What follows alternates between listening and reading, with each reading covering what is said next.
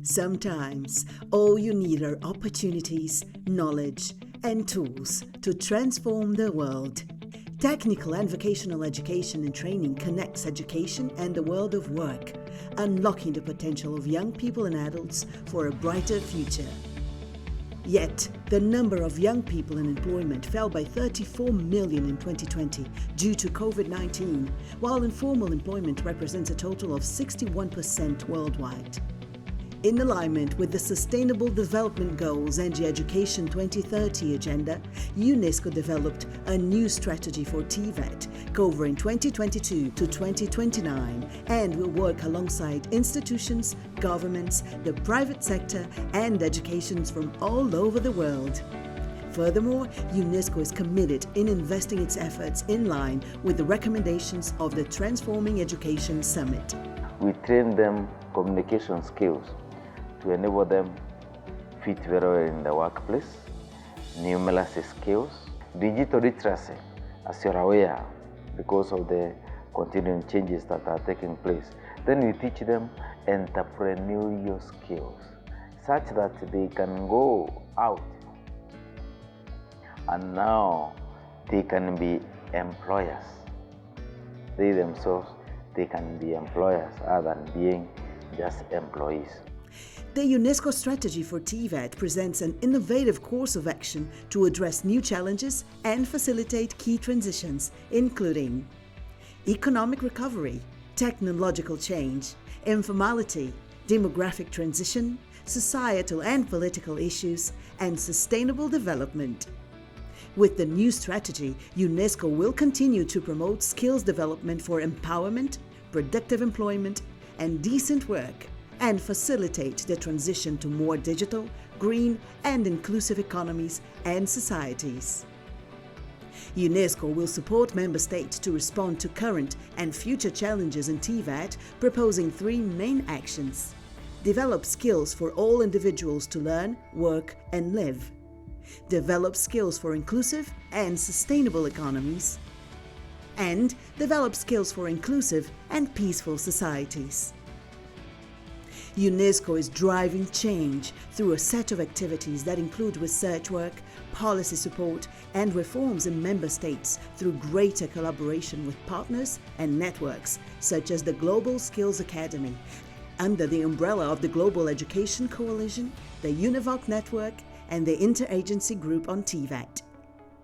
I am really thankful that I have added this knowledge to my repertoire, as it will be very beneficial to helping my learners to understand how to function securely in the online world. UNESCO will mobilize the private sector to provide training on digital skills development for youth and adults through the Global Skills Academy, and provide country support, capacity development, and technical assistance through various flagship programs, such as the Better Education for Africa's RISE project, the Capacity Development for Education program, and the Bridging Innovation and Learning in TVET project.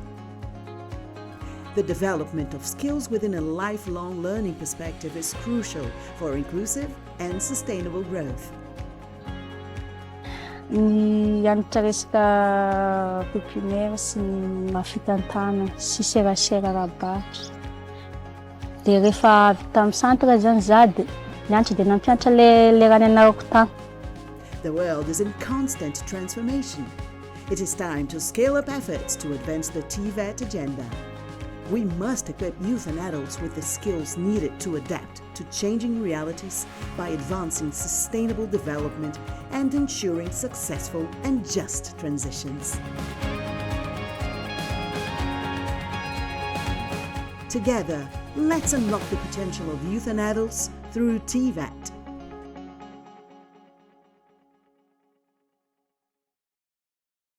Good morning, everyone. Welcome everyone to the UNESCO Hybrid International Conference on Transforming TVET for Just and Successful Transitions. My name is Sumi Somaskanda, and it is my great honor to be back with UNESCO and to moderate this conference today and tomorrow to take you through the various sessions and discussions we'll have.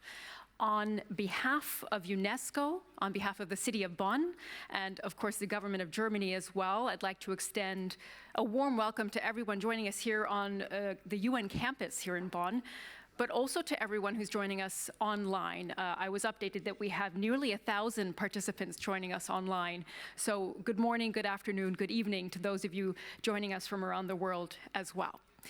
Now, one note on languages as we're getting started. You'll see that the main conference language today is in English, tomorrow as well. Most of our interventions will be delivered in English, but we have French speakers and Spanish speakers as well. Some interventions will be delivered in those languages. So you will see you have headsets on your desks here. Please do make use of those. You will find the language English on channel 1, French on channel 2, and Spanish on channel 3. So do make use of those translations so you can follow all of our discussions today. As for the COVID regulations, just to update you that we would ask that you do wear a mask where you can't respect social distancing rules. So just be mindful of that, especially as you're getting up and moving around this room and the atrium outside there as well. Now, this is a 2-day convening, bringing together all of you, bringing together policymakers, institutional leaders. We're also bringing together representatives from the interagency TVET group and the Global Skills Coalition. And really, TVET is part of lifelong learning. That is a central pillar of UNESCO's work, and it has an important role to play in transforming education systems and labor markets around the world. So together, all of us over the next 2 days will have the opportunity to do a few things.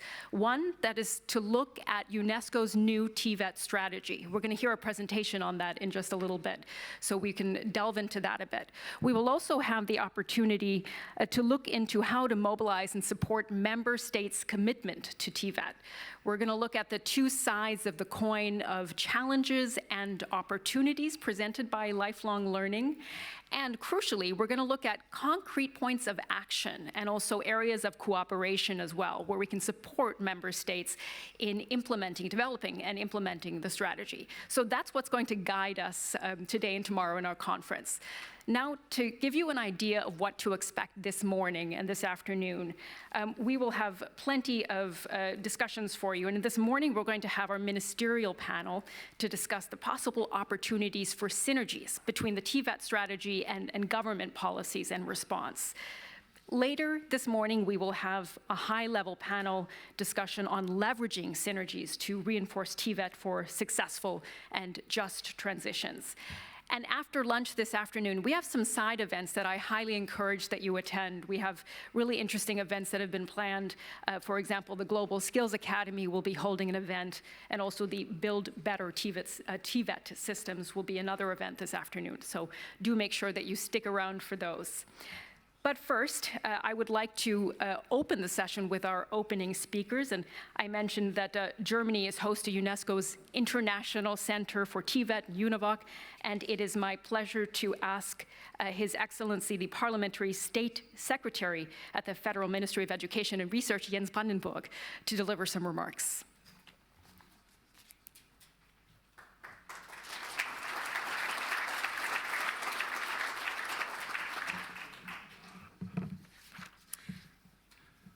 Ms. Giannini, Your Excellencies, dear colleagues and guests, welcome to you all. It is my great pleasure to talk to you here at the United Nations campus in Bonn. And I'm very delighted to see you all here today and online as well. This metropolitan region here around Bonn is actually a hub for promoting and fostering an excellent TVET strategy, both at our national and at the international level. Because the UNEVOC Center here in Bonn, which we helped to establish and to continue to fund, is just a short walk away from my own ministry. And also the German Federal Institute for Vocational Education and Training, so-called BIP, is just around the corner. And our colleagues from the European Commission in Brussels are reachable by train within 2.5 hours from here. Another 80 minutes, and we would even meet our UNESCO or OECD partners in Paris. But this is not only a fitting place to meet, it is also the right time to do so.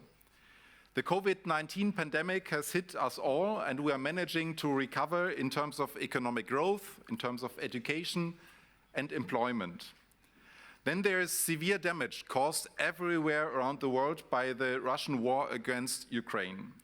The German government has launched a massive protection program, including direct financial support and credit lines as well, to cope with the economic downturn. One of the key elements has been the extension of our proven short-time working scheme, under which we subsidize employees' wages so that companies can avoid laying off their workforce in the crisis. At the peak of the pandemic in 2020, our Federal Employment Agency spent around 42 billion euros to keep almost 6 million employees temporarily in short-time work. Among other measures, we now apply this efficient instrument again to counteract the effects of the Russian war against Ukraine and its consequent disruption to supply chains and energy prices. Simultaneously, however, we also have to cope with what we refer to as the 3D challenges. The 3Ds, these are demographic change, digitalization, and the decarbonization of our economy. With regard to demographic change, yes, we are all getting older. More and more people are about to retire, and we do not have enough young people keen to take up VET training instead of pursuing higher education. One of the priorities of our National Alliance for Initial and Further Training in Germany is to cope with the challenges of the training market accordingly and to support students to find quality training and decent employment. However, we still need more qualified workers in the future. And to this end, we are also updating our Skilled Immigration Act in Germany to make it easier for those foreign professionals and technicians who wish to work in Germany. There actually is a win-win situation if we manage to implement our cooperation successfully, and I'll come back to this in just a minute. Regarding digitalization and automation, we expect that digital innovation, the so-called Internet of Things, will not only lead to job losses. We observe that new jobs are emerging, but also that qualification profiles and curricula are changing and employees need to update their skills as a result. This has been a key rationale behind our national skills strategy. And for the first time in German VET history, all relevant stakeholders agreed to jointly empower companies and employees to get ready for the digital transition throughout their working lives. Proven scientific skills forecasting methods are used to inform our political decision-making. I should also mention our initiative Invite, the national innovation competition for the networking of CVET platforms. This process ultimately leads to an innovative and interoperable digital ecosystem for education, which puts the users and their needs and ambitions center stage. And third, as for decarbonization, here in Germany, we are talking about a clear paradigm shift in the way we live, the way we produce and consume. Sustainability skills are extremely important, particularly in sectors such as energy, mobility, construction, facility management, and also manufacturing. In times of demographic, green, and digital transitions, we experience an increasingly relevant continuing vocational training sector that calls for more comprehensive and also for more demanding qualification at levels 5, 6, and even above of the European qualification framework. It is very important to stress that these qualifications are issued by the VET pillar of the education system. TVET must not be reduced to the role of a second chance venture for disadvantaged or less talented people. It is about enabling the labor force to acquire knowledge, to acquire skills and competencies throughout our working life that are relevant for the ever-changing labor market. It is a matter of developing TVET as an excellent pillar of the overall education system and linking it up with the general and higher education. In this context, in Germany, we launched the InnoVET competition, Shaping the Future, Innovations for Excellent Vocational Education and Training, as a clear pilot scheme. The aim of this competition is to use new structure-building concepts to make TVET future-proof and to underline the equivalence of dual VET and academic education. However, we are already well prepared to develop VET on a par with higher education. Firstly, the amended Vocational Training Act in 2020, and secondly, we continue to develop federal funding programs to promote excellence in VET. In particular, the reform of Upgrading Training Assistance Act in 2020. And this funding scheme supports participants in vocational updating training measures by providing them with financial assistance to cover their training and living costs. And since the funding program was adopted in 1996, it has provided a total of 8.6 billion euros in grants for the benefits of more than 2.2 million people. All in all, we must live up the challenges on the horizon. In Germany, we rely successfully on a tripartite cooperation with both the regional governments of the German Länder and the social partners as well. VET also plays a vital role on a global scale. I see a lot of common ground as well as priorities and actions that overlap with our national approaches. For example, the TVET strategy 2022 to 2029 spells out the need to build lifelong and agile learning pathways, and also to foster learning mobility and cross-border recognition of skills and qualifications, and also to establish a global skills tracker, to achieve gender equality, and to open up our education and VET systems accordingly. I do look forward to talking with you in more depth about the various aspects of this in the upcoming discussions today. However, let me just briefly outline our approach to updating our international VET policy and how we in Germany intend to contribute to stronger international cooperation on an equal footing. The BMBF, my ministry, has just started to reflect on a comprehensive international VET excellence program with three objectives. Firstly, we want to strengthen the international dimension of our national VET policy. Secondly, we will expand the European education area. And thirdly, we want to help develop a global VET agenda. Key targets would include designing excellent VET qualifications at EQF levels 5, 6 and above, while at the same time ensuring a smooth transition of young people into regular training schemes. Integrating digital sustainability skills into our training curricula and programs, and also fostering intercultural and linguistic skills, encouraging VET students to participate in longer stays abroad for learning purposes, and enhancing the cross-border recognition of qualifications and skills. Our partners cover a wide range of actors like the European Commission, like-minded countries with dual apprenticeship schemes, the OECD, the ILO, WorldSkills International, and of course UNESCO and UNEVOC. In Europe, flagship initiatives could support the transfer and adaptation of system-relevant modernization, including developing international standards and tools and exploring new higher VET education qualifications in the fields of green hydrogen, of energy efficiency, of e-mobility, online training, equipping VET teachers and trainers also with the right sets of skills for being mentors in a connected world. And finally, encouraging joint European teams to compete in the WorldSkills and EuroSkills competitions. At an international level, worldwide, we focus on three pillars. The first pillar consists of VET excellence projects to develop and to also to transfer best practices and initiate innovation networks, including exploiting artificial intelligence for adaptive learning.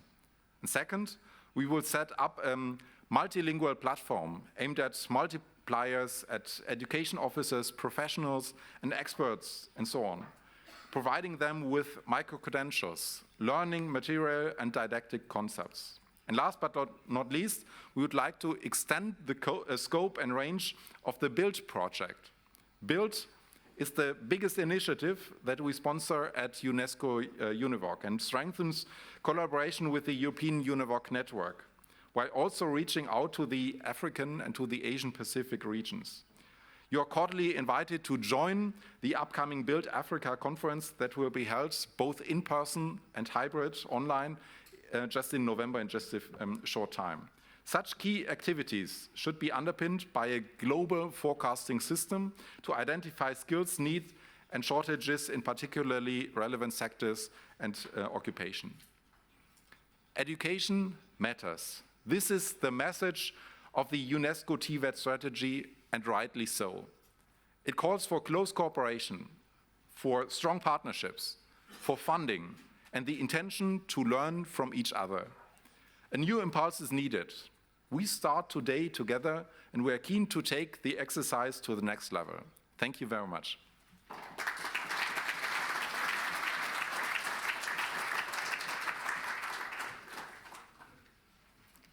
Thank you to His Excellency, Mr. Brandenburg.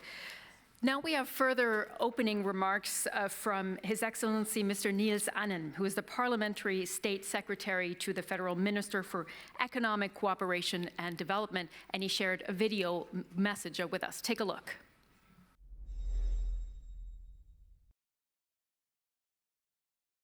Ladies and gentlemen, the launch of the second UNESCO TVET strategy is a milestone in our shared endeavor to implement the 2030 Agenda of the United Nations. Current global challenges are bringing progress in the education sector to a standstill. The COVID-19 pandemic, the climate crisis, political conflicts, the Russian war of aggression against Ukraine, displacement, and technological transformation in the world of work are having an impact on education systems throughout the world. Countries, civil society, and the private sector can only meet these challenges together. The TVET strategy is a shared compass to guide the design of TVET activities in international cooperation. Education is a human right. It is an investment in the future and a lever for sustainable development. Well-educated people are able to decide freely how they want to participate in social and economic development. Minister Svenja Schulze has made feminist development policy one of her 4 priorities. Equal access to education is a prerequisite for more gender equality, which is a prerequisite for sustainable development. The TVET strategy is contributing to the structural changes that are needed by addressing power imbalances and discriminatory social norms. The training teaching staff is one important building block. Teachers and trainers, both men and women, are strong role models, especially in vocational training. Vocational education and training also is an important element of the comprehensive global transition to climate neutrality, which we need to address the climate crisis. We need to ensure that this transition is socially just. Vocational education and training plays a vital role in this. We are already seeing an increase in demand for qualified staff with new skills in the fields of sustainability and the environment. And we have committed during our current G7 presidency to do more on promoting jobs and training programs in this sector. This also includes joint projects in the Development Ministry and UNESCO-UNEVOC, such as the project Building Resilience in TVET for Just and Sustainable Transition. I wish you all inspiring discussions and a successful start to the new UNESCO strategy. Thank you very much. Thank you to His Excellency, Mr. Niels Annen, for that message to get us underway. And it is also my honor to welcome Ms. Stefania Giannini, who is with us. She is the Assistant Director General for Education at UNESCO. The lectern is yours.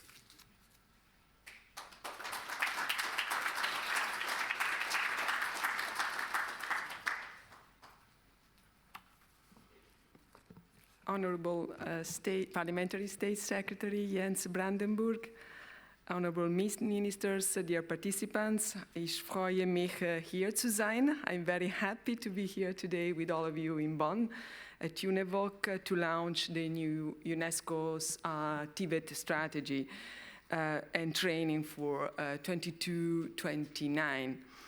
And let me first of all deeply warmly thank the government of Germany for the long-standing support to UNESCO, to this center, UNEVOC, 20 years this year, and for the strong engagement when it comes to technical and vocational training worldwide. Well, this year marks the 20th anniversary of the establishment of this UNESCO-UNEVOC International Center for TVET in Germany, and it's a clear testament to the commitment and to the generosity of the hosting government and hospitality of Bonn and Germany. But Germany is also a leading, clear example of one of the most effective dual vocational and education systems in the world, as His Excellency, the Parliamentary State Secretary just clearly explained. One that is a proven driver of better youth employment, better productivity, and sustainability. And over the next 2 days, we will discuss strategic direction to transform TVET according to the new needs, to the multiple crises, to the very fast changing environment we are living within. And transformation is a kind of key notion we are very much discussing within the education community, especially this year, and transformation is quite timely and urgent, whatever the sector in public policy. Already before COVID-19 pandemic, I'm sure all of you know very well the situation was not so brilliant. Close to 270 million young people aged 15 to 24 were not in employment, training, or education. As we know, COVID-19 actually disrupted dramatically education as many other public sectors, economies, labor markets, and TVET was not an exception for sure. A recent report, UNESCO, ILO, World Bank, a survey actually shows that 90% of TVET centers in respondent countries shut down to the pandemic, while work-based learning arrangements were also disrupted as companies choose directly. So as we speak, climate crisis, the war in the heart of Europe, and many other crises are actually bringing out the specter of a global recession, which are sending shockwaves throughout labor markets and education systems. So what we do know is that rapid change is pushing up the demand for high-skilled jobs that even within the next 3 years, we don't know how they will be actually reshaped. And we know that 50% of employees, for sure, will need reskilling. The digital revolution accelerated during the pandemic, making digital skills all the more essential. And the informal economy remains very much pervasive, not only in the global south, represented worldwide 61% of total employment. So investing in people, to put it simply, it's really the work to do now. And it's about building resilience. It's about successfully steering the green and the digital transitions. It's about putting education at the core of a political agenda. And for this, our education systems must transform. This is the message that we are actually bringing through Paris and New York to the rest of the world through this important initiative under the leadership directly of the Secretary General of the UN, the Transforming Education Summit this year convened in New York, a pre-summit in Paris in June, at the end of June, and the summit in New York, 19 September this year, which generated actually an unprecedented political commitment to transform education and to prioritize education, and which generated also an unprecedented mobilization at country level. We now have some 133 national statements and commitment through national consultations to transform at country-level education systems. That's what we are now building on, working on, and of course, equity must be the baseline for us, calling for policies that address all barriers to learning and integrated responses encompassing skills for work, skills for life, and lifelong learning perspective. This is actually UNESCO TVET strategy based on my colleague Boren Chakroun will present the strategy in detail. Let me very briefly recall some key points.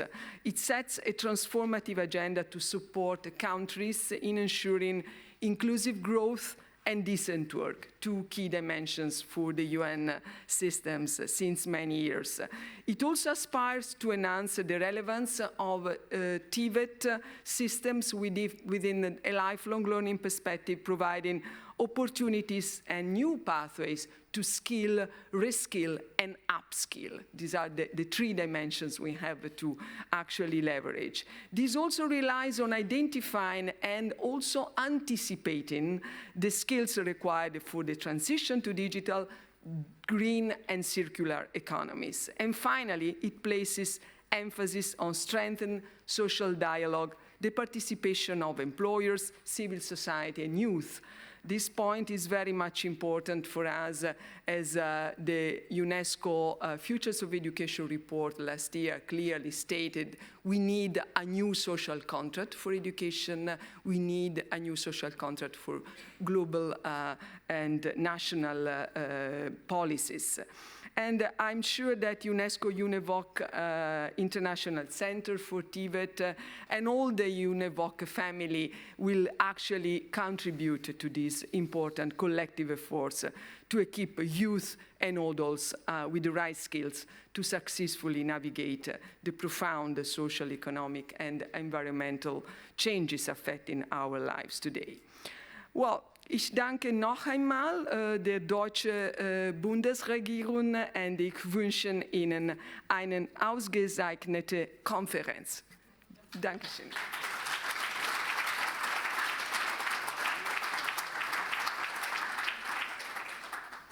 Thank you, Ms. Giannini. All of our opening speakers mentioned the various crises that have shaped the way that TVET has had to react and change, of course. So we now have the opportunity, as Ms. Giannini said, to learn more about the new TVET strategy. I would like to invite the Director of the Division for Policies and Lifelong Learning Systems at UNESCO, Mr. Boren Chakroun, to present to us.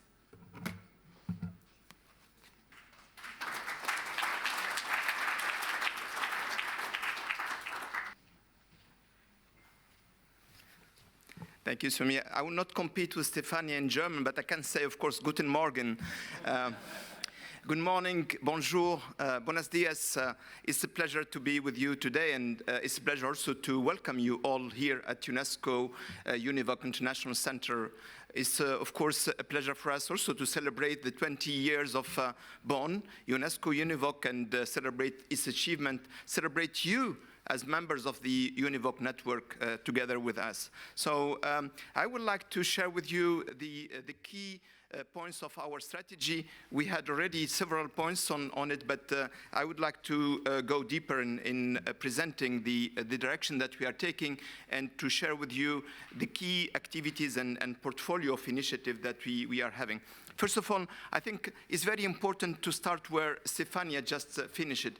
We see technical and vocational education and training as a key pillar of this new social contract for education. It's about offering each and everybody an opportunity for lifelong learning. But it's also about how we engage individuals, economies, and societies in this new endeavor. And it's about SDGs. We tend to forget that education is the enabler of all other SDGs. But TVET is the master key. As we said in 2005 already here in Bonn, TVET is the master key for all the sustainable development. And that's the vision that is driving our new strategy. The State Secretary mentioned the 3 Ds. We, of course, consider these are a quite important aspect, but we see other aspects that we think are important, and we take them as maybe the 60s is the transition aspect that we are looking at. And these are different type of transitions. Some of them are related to labor market, economies, social, decarbonization, but also digitalization. But it's also about poverty reduction and offering each and everyone an opportunity for decent work and decent life.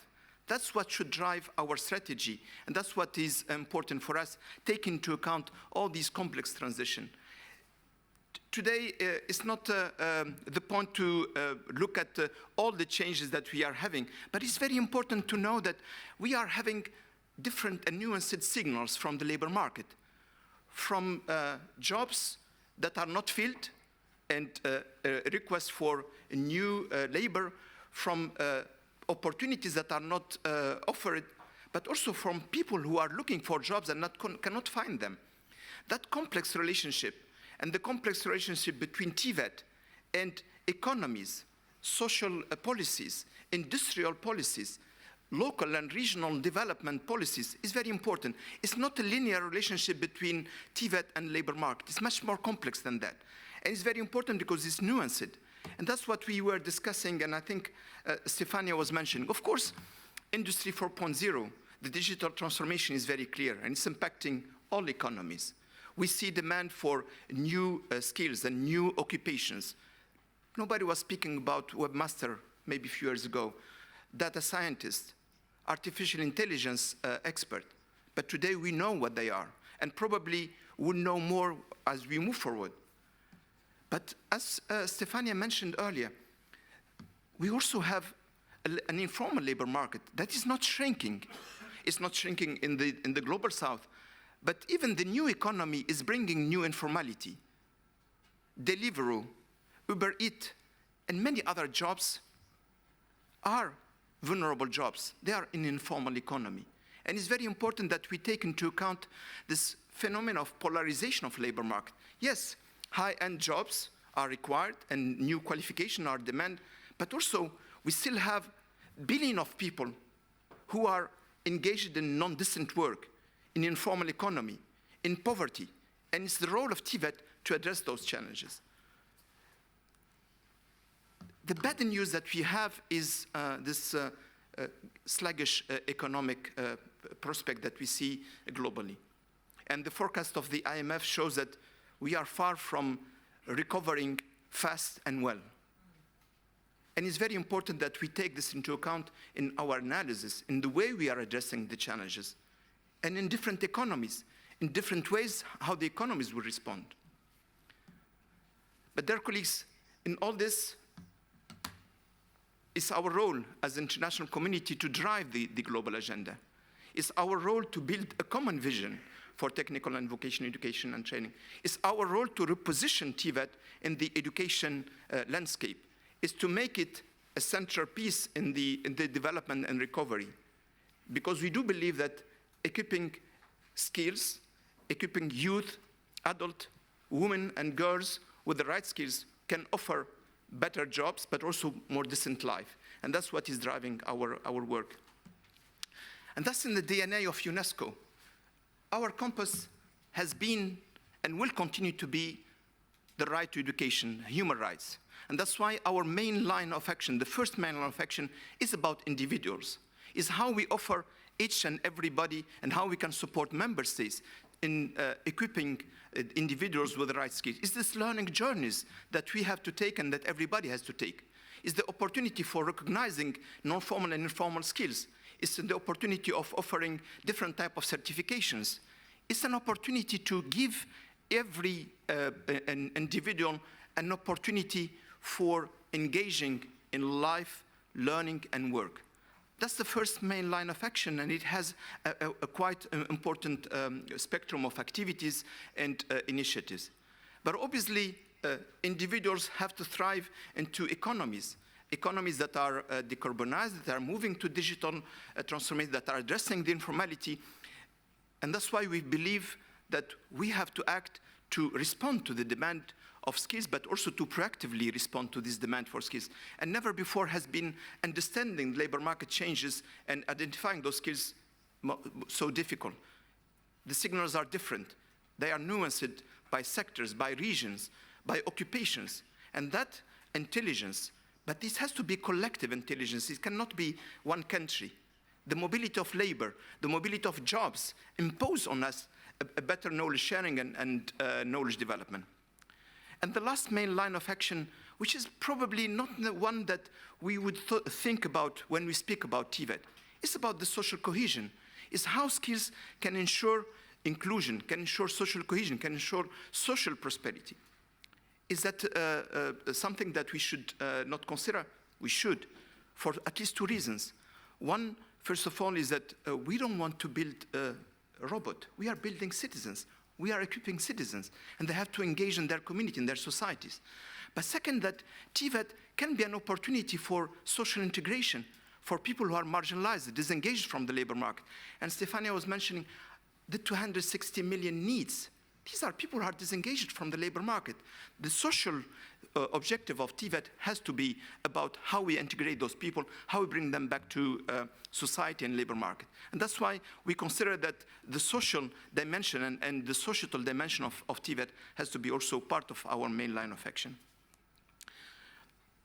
We have a range of initiative and program, and they do reflect UNESCO's function, from policy advice and support to research and analysis, to international normative instruments, to networking and partnerships. And we are in the place where the network is illustrated by the UNESCO-UNEVOC network. But it's also, we have in the room many of our international partners, the members of the interagency group of TVET, who are in a way working together with UNESCO to advance the global agenda. And we will continue building on all the achievements that we have had. But it's very important to consider those four axes as or levers as an or cross-cutting intervention that we will be implementing. Probably part of the work that I just mentioned is about the analytical and normative aspect of our work. I don't want to go into the details, but just to say that in this part of the work, we would like to see how we can proactively look at the changes in the labor market, how we can proactively equip youth and adult with the skilling, reskilling, and upskilling dimension. And for that, it's about data analysis and collection and sharing, but it's also about innovative approaches toward this new emerging landscape about micro-credentials, about greening skills, and trying to have a common language, which is missing at international level. We need a common language on the taxonomy related to green skills. What is green skills? How we define them? How we develop them, how we recognize them, and how we validate them, not only within countries, but also across borders. So there are those common languages aspect that will be important for our work. There is also a very important aspect related to capacity development and technical support. We tend to think that the learning outcomes will happen by miracles. They don't happen by miracles. They happen because there is a teacher, there is a school leader, there is a tutor, there is a manager, there is a trainer in the company that will offer these learning opportunities and play that mediating role. And that's what we do through our TVET leadership program. That's what we do through teacher training and TVET trainers training. So this capacity development is very important for our work. It's done through UNESCO-UNEVOC, but it's done also through our Institute for Planning, our colleagues in Africa and ICBA and other institutions that are actively engaged in TVET.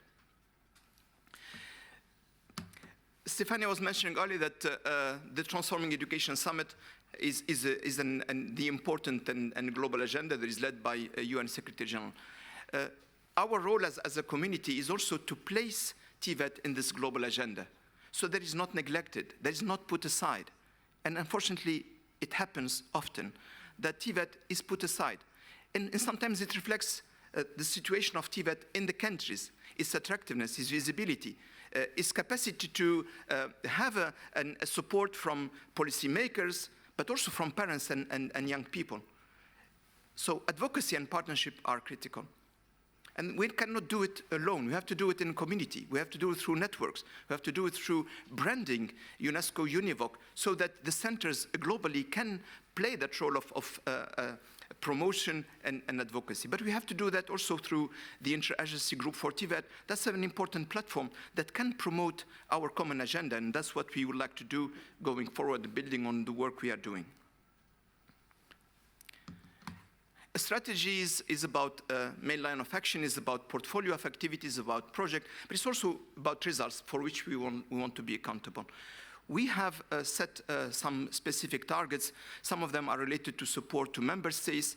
Some of them are related to achieving and reaching to a large number of teachers and leaders. But it's also about reaching to the end beneficiaries and working with partners. And I would like to highlight an important aspect of the partnership we're having with the private sector. We have them in the room here through the Global Skills Academy, is how we can empower youth and adults with the skills to enter and thrive in the labor market. And the Global Skills Academy is one of the key vector for us. It's about engineering new partnership at the global, regional, and national level. And you will hear about that in the afternoon. But I just wanted to highlight this important initiative that we launched as part of the Global Education Coalition. Let me finish with saying that the work we are doing is also about these global framework, taxonomies, resources that are global common goods. It's very important, and that's what the Futures of Education report and the new social contract entails. It's also about how we can develop jointly global common goods that are put at the disposal of member states, that are open source, that are accessible, that can be developed and used everywhere. And this is part of the UNESCO's work to advance and together with other partners.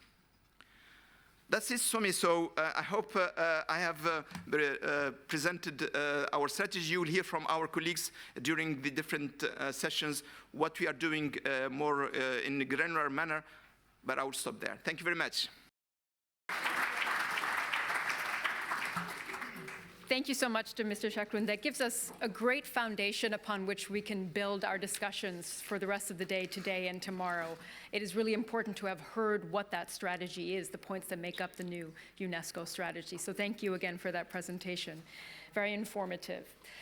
I want to move on right to our first session. This is a session where we want to delve into the opportunities for synergies between this strategy that Mr. Chakroun just outlined and government policies, also in response to the current challenges and opportunities that we have witnessed. We will, in this series, we'll have two panels here, and we will have distinguished ministers, secretaries, and high-level representatives from member states joining us, from Gambia, Germany, Brazil, Iraq, and Venezuela. So I will introduce the panelists and ask them to take a seat here up here on the lectern next to me, and I would ask that we keep answers short because we are a little bit behind time. So with no further ado, I will introduce our panelists for the first round, and I encourage you to find out more about the speakers online because I'll keep the introductions relatively brief. First, I would introduce Mr. Jens Brandenburg, His Excellency. We heard from him already, the Parliamentary State Secretary at the Federal Ministry of Education and Research. You may take your seat. I would also ask Mr. Pierre Gomez from the Gambia to join us. He is the Minister of Higher Education, Research, Science, and Technology of the Gambia. His Excellency can take a seat as well. And His Excellency Tomás Díaz Santa Ana, who is the Secretary of Professional and Technological Education of Brazil. So gentlemen, please do take your seats. And one note on language here. Mr. Tomás Díaz Santa Ana will be speaking Portuguese, so there is the translation available into English on Channel 1.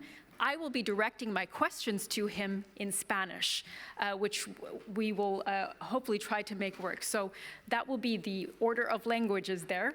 And again, you can receive the translation on Channel 1. So I will begin with a question to Mr. Brandenburg because I would like to pick up on the opening remarks that you delivered about Germany. You spoke a little bit about the measures that Germany has taken. So what would you, Mr. Brandenburg, consider the most important TVET policy reform issues in Germany? And can you share some key strategic decisions that your government has taken? Yeah, actually, I would say that there are two main challenges. The first one is to make our VAT system in Germany fit for the future. So this concerns many of the issues that we've also heard from other speakers today, especially with regard to all these transformations going on. So we work hard on actually reforming our VAT system in order to qualify better for the competencies that young people need in the future. And with young people, not only those who begin to make such an education, but actually we need to keep in mind everyone who is in the labor market right now to keep on learning new things. And the second issue is we observe in Germany that we have less and less people starting VAT education. This is because, well, demographic change. There are just fewer young people available, and more of them decide to go to university or even decide not to finish any education after the main school system at all. So this is something we really need to work hard on and try to focus a lot on vocational orientation, speaking to young students, to parents and their social environment in order to gain more of them for this VAT training. And what would you say is one key strategic decision that the government has taken that's been effective? Well, currently in my ministry we work on a so-called excellence initiative for VAT, and this is actually like a big bucket of different measures we need to tackle. So I don't see the one single issue measure, but it starts from working with schools over being better at funding education for those who are in the labor market already. Over to one issue I mentioned before, we also need to focus more on international cooperation, because it's very easy for university students to spend some time abroad, and we want to make it easier also for young people in the VAT system as well. So these are just a few examples of many measures. Thank you for that answer. And Mr. Gomez, I'll come to you now. We heard there from Mr. Brandenburg what some of the challenges are that he outlined there, and also how Germany is approaching them. So I'll ask you the same question from the perspective of the Gambia. So what would you consider the most important TVET policy reform issues in your country, and can you share some of the key strategic decisions your government has taken? Thank you very much, and thank you for having me. And yes, I bring greetings from Banjul, the smiling coast of Africa.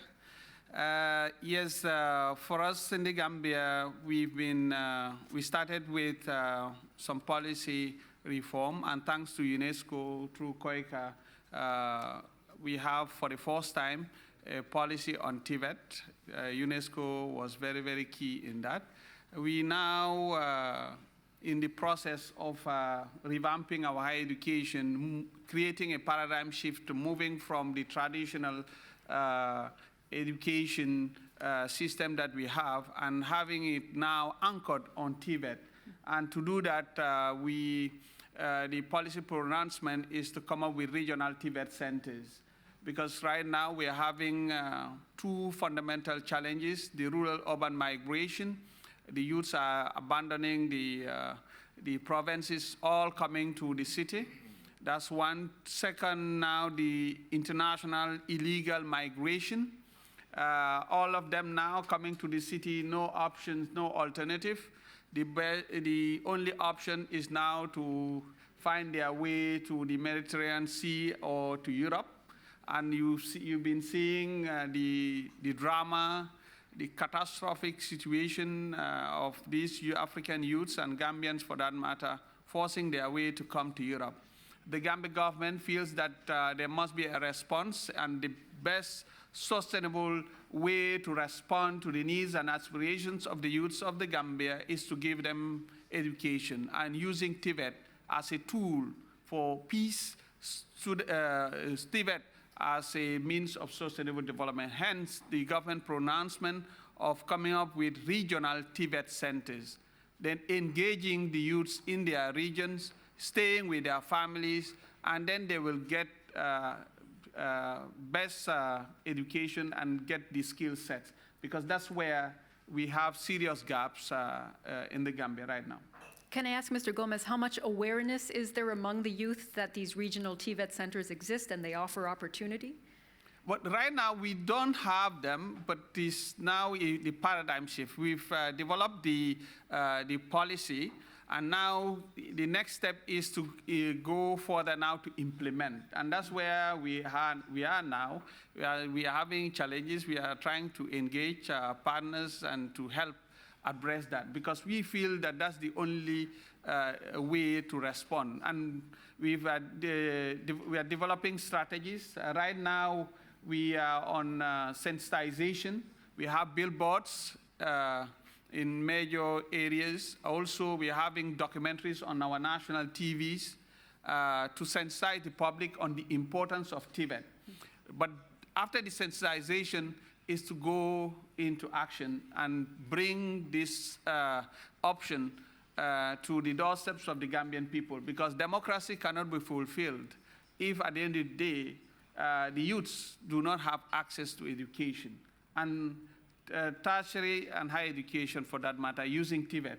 And the good news, and interestingly, Your Excellency, I'm very happy to be here. And part of the examples that I've been using when I'm interviewed by the media is using Germany.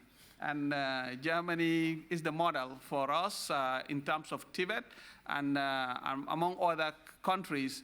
And we feel that that's the way forward. And the youths need to be given skills and in different areas. Because right now in the Gambia, maybe I'll be shocking the public here.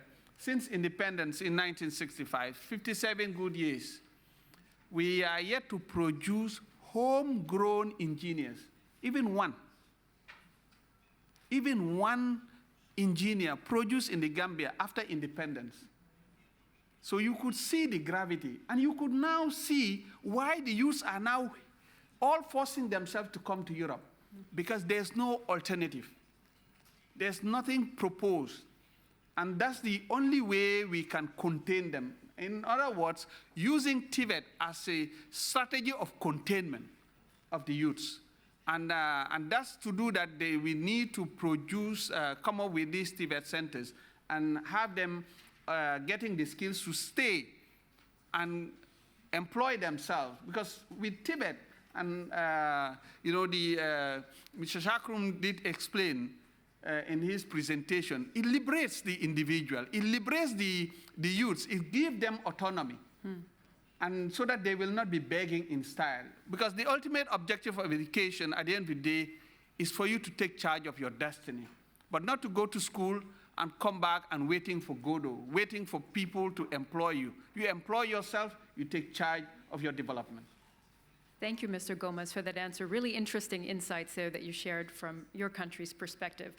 I'll ask the same question to Mr. Tomas Diaz Santa Ana. And just a reminder, he will be speaking in Portuguese. So if you don't speak Portuguese, you can put your headsets on, which I will be doing as well. And I will be directing my questions to him in Spanish.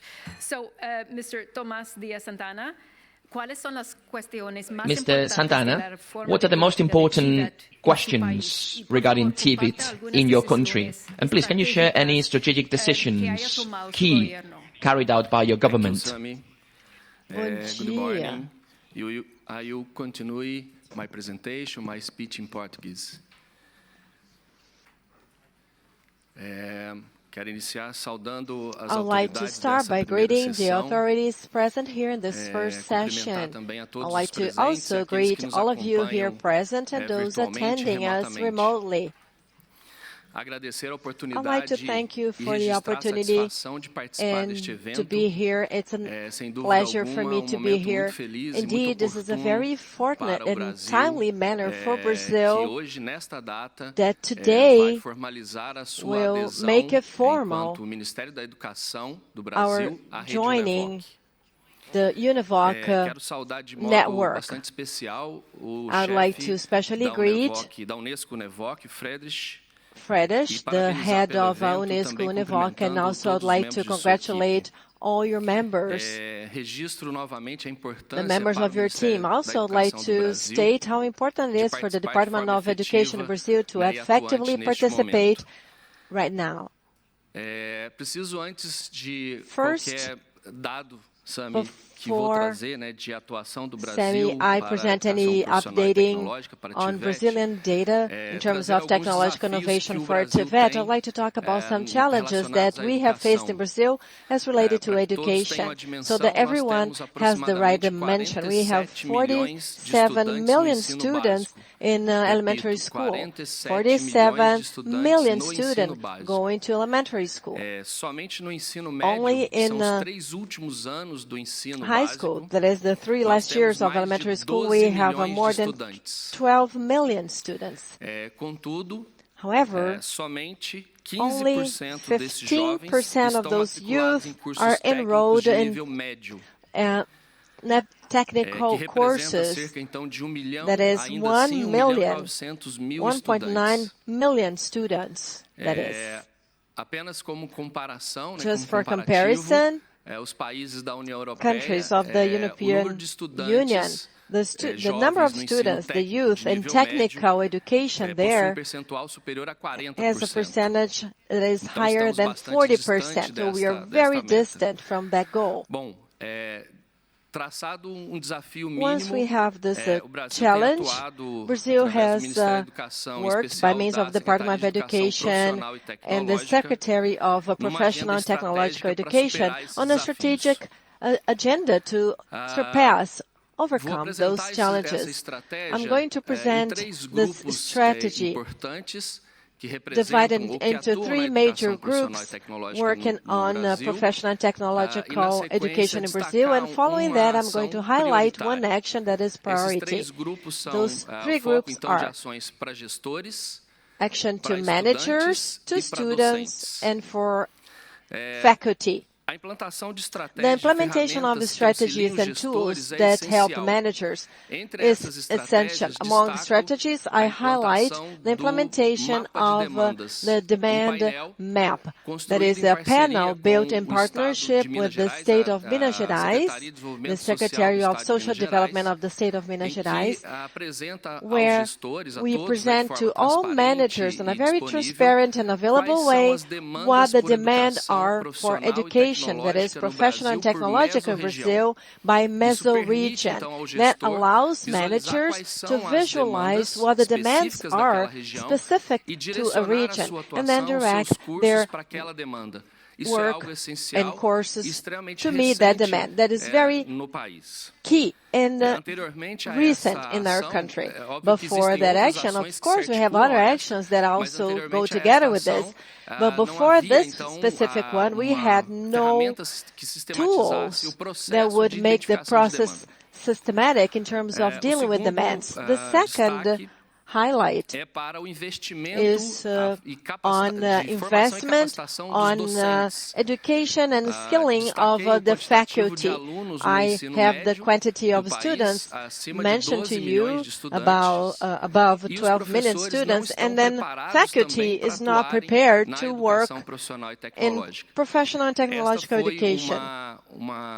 That was one of the demands we have identified, and then we started to work on since early 2019. So we set forth post-graduation or graduate studies for professional and technological education for faculty.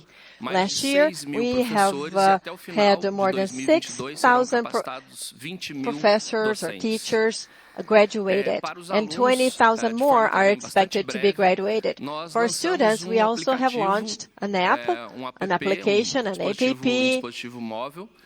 for mobile device. It is called SoTech, in which students respond to a series of questions, 72 of them, and then at the end of the questionnaire, his professional profile is presented. That is, what courses go with their profile, what courses are offered in the region they live in, so that they can be educated. Also, we have the skills and competences related to each course, their presented. Also, in a brief way, it's important to highlight that in Brazil, right now, we have the implementation of the new high school. That is, the 3 last years of basic education have been recently changed, and that has started this year. That is the implementation of this model, where students may choose their pathways to education. We have 5 options, among which we have professional education and technological education that we call itinerary to technical and professional education.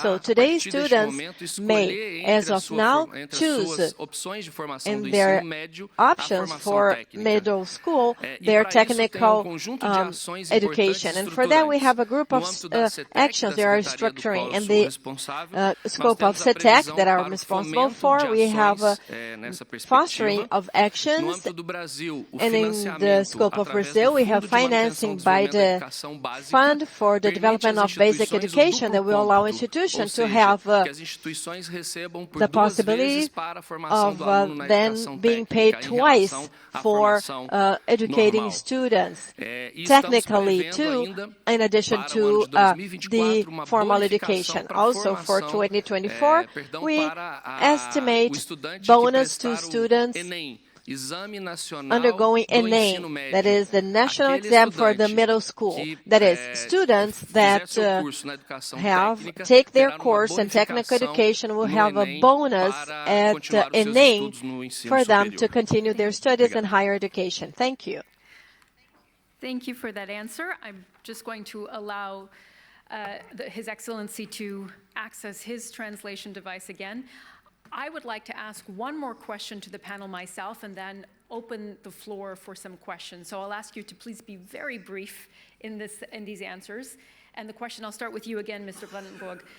How do you plan to strengthen your country's TVET systems in the future, and what role do you see UNESCO playing in that?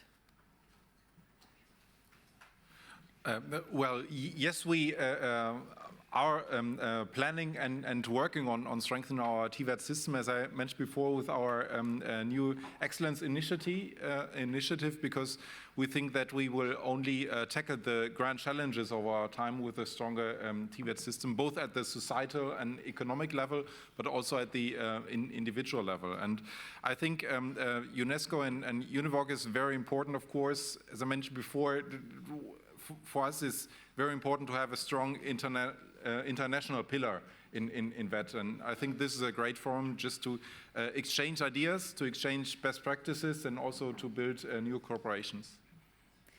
Mr. Gomez, is it a similar picture in the Gambia? How would you say that you plan to strengthen your country's TVET systems, and what role do you think UNESCO can play in that?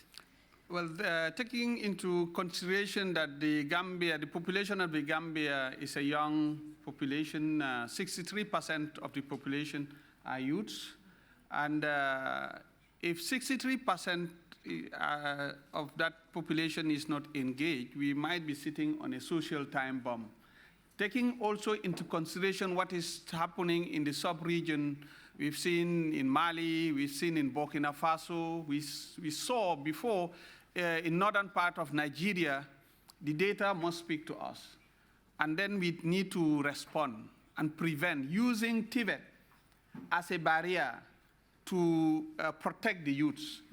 And to do that right now is after UNESCO's support through COICA for the policy, is now to go ahead now for the implementation by coming up with these TVET centers. And that's where we are having issues. And that's where we will need to work with partners, development partners, to help us attain that. Because right now, that's not what is happening. And that is where the youths are having serious challenges. And if it is addressed, that will help curb the illegal migration. And that is a big, big issue. It is having serious impact in the Gambia. Families it's not only the person going, but even the family that is staying, they are seriously affected. Because some of them, maybe for the benefit of our participants, some of them will sell the land some will sell the cattle that the family was using to farm, to use that to force themselves to go to Europe. But by doing so, you know, the means of survival is no longer there. And some of them have not succeeded in reaching Europe. And the family back home is also in this situation. So you now have a social crisis. So higher education, TVET for that matter, will be a sociable response. And international support, of course, as well. Before I ask the same question to Mr. Tomas Diaz-Santana, I would also ask all of you to think if you have any questions. Would very much like to involve you in the discussion. I see one hand up already, so I'll ask the final question and then open the floor to some of your questions to involve you. ¿Cómo piensa reforzar el sistema de TVET de su país en el futuro y qué papel tiene la UNESCO en el avance de la agenda de TVET a nivel mundial o en su país?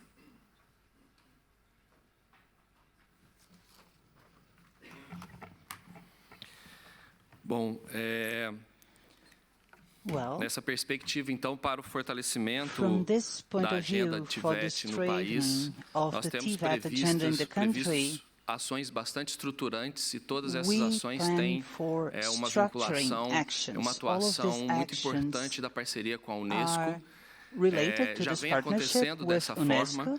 E eu vou destacar, então, 3 dessas ações que são bastante estruturantes. A primeira delas é o sistema de avaliação da educação profissional e tecnológica no Brasil. Hoje, o país não possui um sistema de avaliação, então como medir, como verificar de fato os avanços da educação profissional e tecnológica em todo o país. A segunda, estamos trabalhando de forma bastante efetiva no novo marco legal para a educação e aprendizagem ao longo da vida, algo essencial, dado os números do Fórum Econômico Mundial, de que na próxima década, 50% dos profissionais nas empresas precisam ser requalificados. E em terceiro, o projeto Profissionais do Futuro, competências para a economia verde, desenvolvida em parceria com a agência do governo alemão, a GIZ, e tem 4 áreas de atuação para a formação, que são energias renováveis, bioeconomia, economia circular e digitalização. Por fim, merece destaque nesta nossa reunião de hoje. Ao final do dia, nós teremos a assinatura de uma carta de intenções para a cooperação entre o Brasil e a UNESCO-UNEVOC, numa iniciativa conjunta que é intitulada Transferência do Marco da Inovação da UNESCO em Educação Profissional e Tecnológica para o Brasil e para os países africanos de língua portuguesa. Então, esse é um marco já da atuação conjunta com a UNESCO, em especial com a UNESCO-UNEVOC. Muito obrigado. Actions with UNESCO. Thank you. Thank you to all of our panelists for those answers. And as I said, I'd like to engage you in the discussion before we move on to our next group panel. Mr. Hubert, I believe you had a question that you'd like to ask. If you could state your name and your institution as well. Yeah, thank you for these presentations. My name is Hubert Gijzen. I'm the UNESCO Regional Director for Eastern Africa, based in Nairobi, Kenya. I have 2 short questions. The first is for Mr. Brandenburg. That's the easy question. The more difficult one is for all panelists. The first question is about TVET having an image problem, and you referred to that in your presentation. Most young people want to go to university. The image problem, by the way, is maybe not always correct. If I look at my country, where a good plumber earns a higher salary than a university professor, and that is not because the university professor is paid so poorly. It really says something on the economy in which TVET finds a way to support livelihoods. I would have the following question.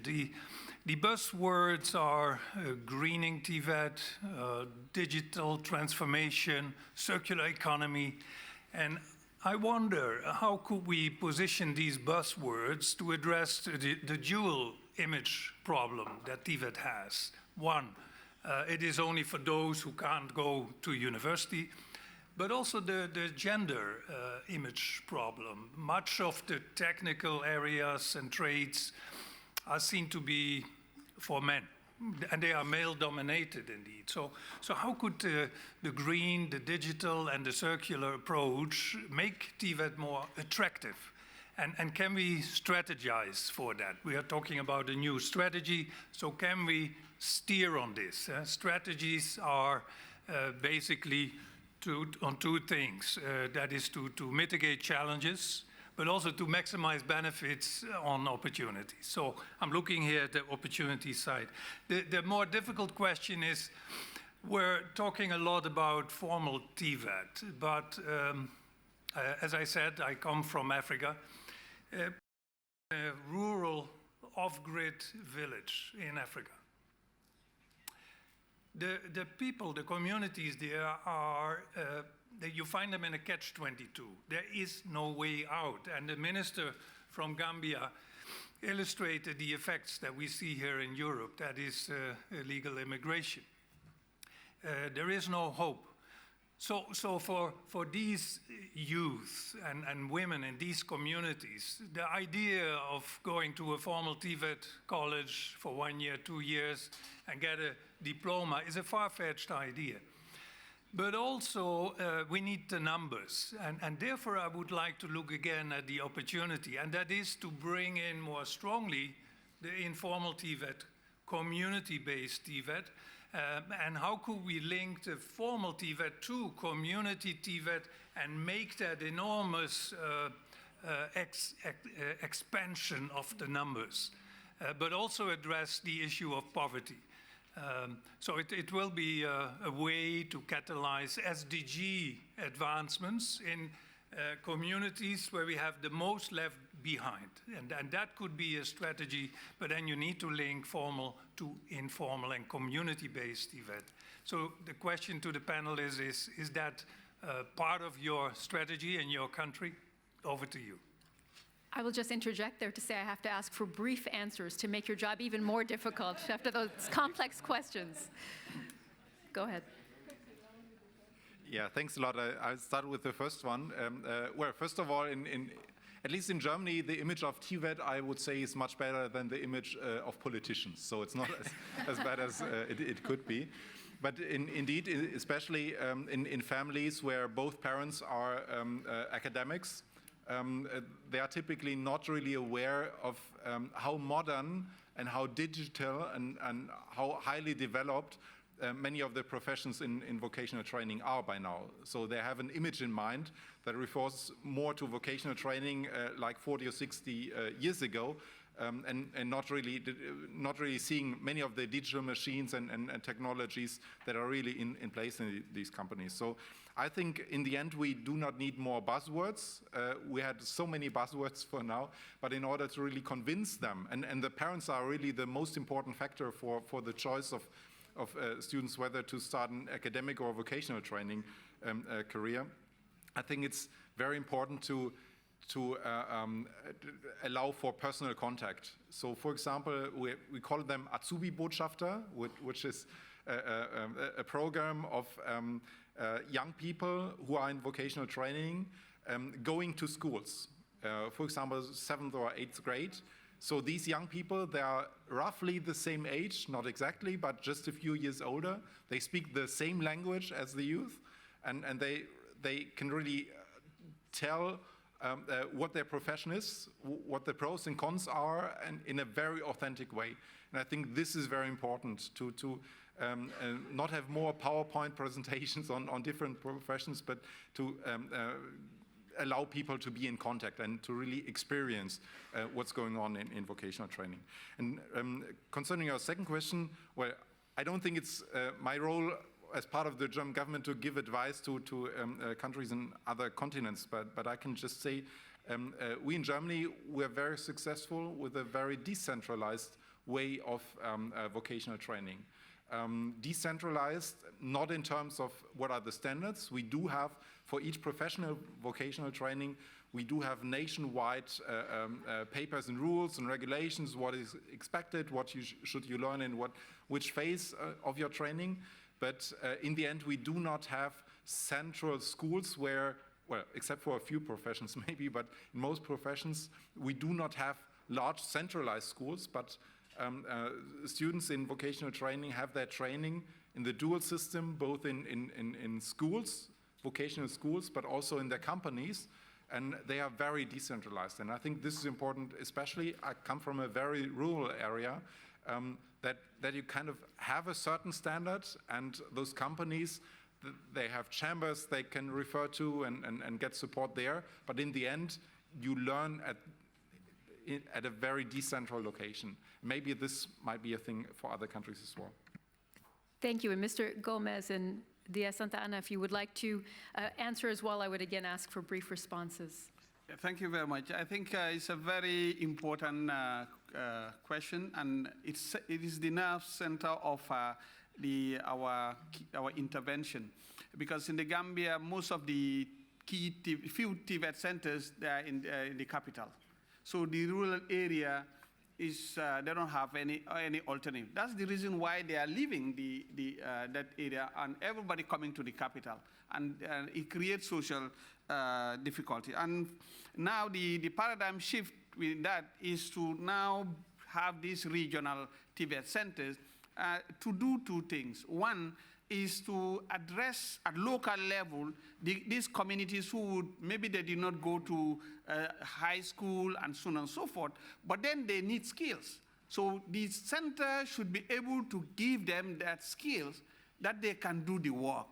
So you don't need to be a high school graduate to be able to do that type of job. So the center should be able to engage the community and the youths in that area to get the skill set. The second one now, the center should be able to now prepare those who are coming from the high schools, who have that high school setup, and want to get the skills and get maybe what we will call a higher national diploma. And that higher national diploma should prepare that youth also later, after the TVET Center, to proceed now to the University of Applied Science and Technology, which we do not have. We are just starting it now. So creating the two streams, the traditional university, and then now the new University of Applied Science and Technology, that will help us produce, for the first time after independence, homegrown engineers. We do not have right now. Even one we don't have. And Mr. Diaz Santana, please. Bom, primeiro, como professor, eu tenho uma certa First, as a professor, I have certain difficulty to speak fast or brief, rather. I have difficulty talking fast. Highlight the points about Brazil because of the challenges we have in terms of our structuring actions. One that and we have some structuring actions. So we have a program for technical courses offered, and there we have a structured group of investments for initial and continued education, short courses with specific areas to provide the student or the youth or the adult that have not had the opportunity before to learn something that they may apply in the productive sector later on. And recently I have two actions that I'd like to highlight. They're very structuring, one of which we call the Learn More platform in a free translation, together with the Federal Network for Scientific and Technological Education, will allow short-term courses to be given so that people may qualify or re-qualify, be skilled on individual areas so that they apply that in the productive sector right then on. And also we have a project that is called Re-Know in a free translation, that is for you to have knowledge and competences learned along life, considering that many adults today have had their learning from family members, their parents, or other people they worked tasks from. However, they do not have a formal education or a diploma. So that's why we now are making institutions able to certify those adults so that they can have a repositioning in the job market. Those are the structuring actions that we have. They're really much related to this, and they're a challenge to pursue. Thank you so much. Thank you very much to your excellencies for those candid and thoughtful answers and for sharing the perspectives from your countries. I'd ask for a round of applause for our panelists. And you may take your seats. You may take your seats, and I will transition to our next group of panelists who will be discussing, of course, similar questions and perspectives, but from their government's perspective. So I will introduce briefly His Excellency Mr. Wickelman Angel Paredes. He's the Vice Minister of Education of Venezuela. Please take your seat. And I would also like to introduce His Excellency Mr. Hamid Ahmed, Prime Minister Advisor and Executive Director for the Higher Committee for Education and Development of Iraq. Welcome to you both. A note that Mr. Angel Paredes will be speaking Spanish, so if you don't understand Spanish, of course, you may use your translation devices. I will let you both take your seats. Yes, you do need a translation, of course. Thank you very much. Appreciate it. Your Excellencies, thank you for sharing, offering to share your perspectives with us from your countries. And Mr. Hamid Ahmed, I would start with you and your perspective from Iraq. What would you consider the most important TVET policy reform issues in your country? And can you share some key strategic decisions that your government has taken? Thank you very much. Appreciated. I extend my thanks to UNEVOC and UNESCO for their kind invitation and for the host country, the German, for facilitating this meeting. This is actually the second time that I visited this nice city. The Iraqi government have got few, I would say, milestones achieved in TVET education. We launched a 10-year strategy 2014 to 2023 on TVET with the help of UNESCO, British Council, and the World Bank, which paved the way for reform the TVET system in Iraq that led to sustainable development in line with our national development plan, as well as SDGs 4 and 8, as well as the other goals toward the target years 2030.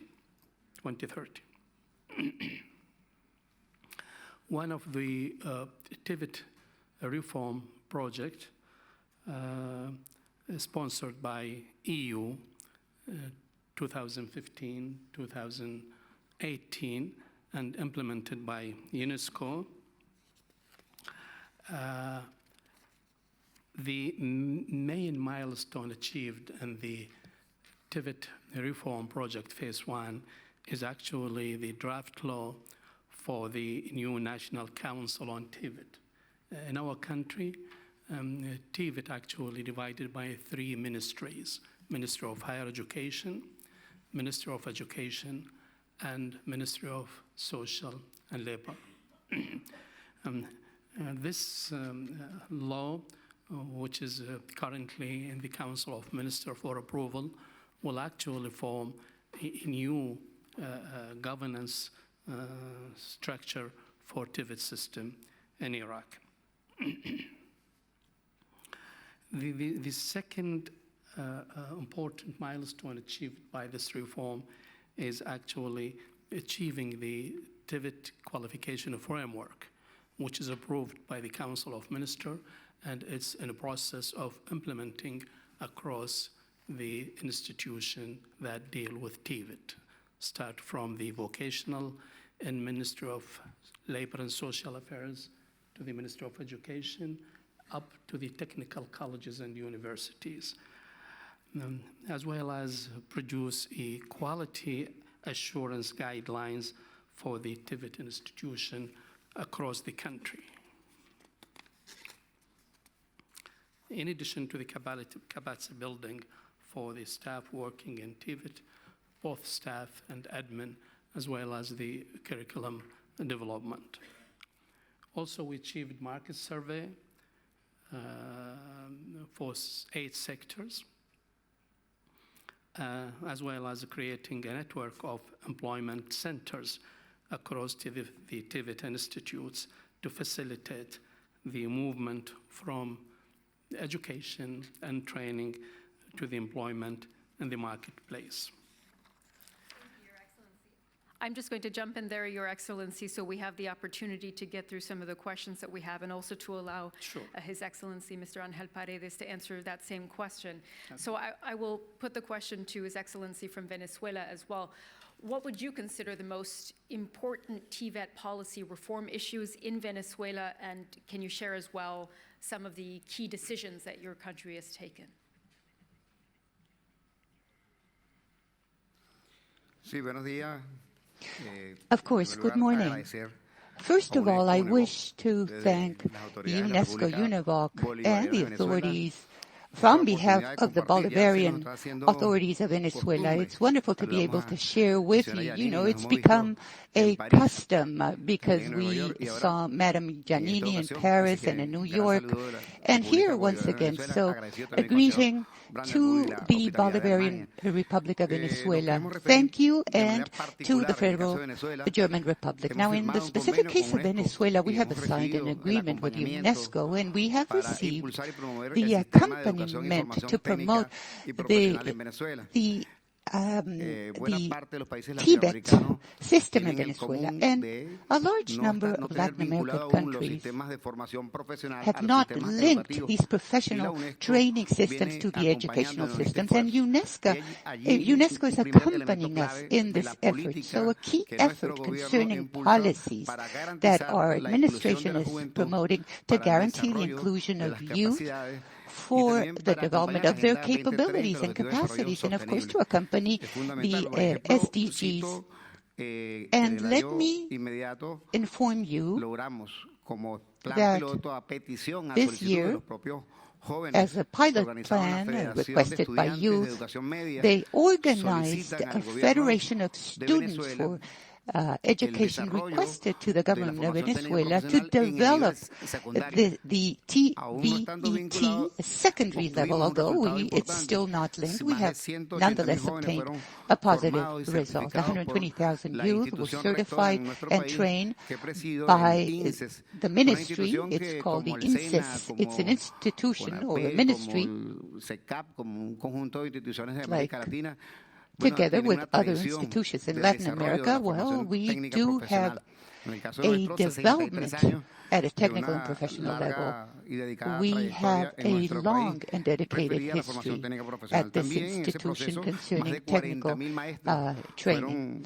Over 40,000 teachers were credited so as to be able to learn these new procedures. Hence, the role is very important with regards to the accompaniment that UNESCO is conveying in Venezuela. In other words, this means that we can be linked to the work that is taking place at a rural level and with the different chambers of commerce. Before coming to this event, we held a meeting in Venezuela with the German Chamber of Commerce, and they have shown an interest to promote in our country this dual training, and we definitely share this focus. We have had the opportunity to be able to visit professional training centers in Germany yesterday, especially where practices take place, secondary school students here in Bonn.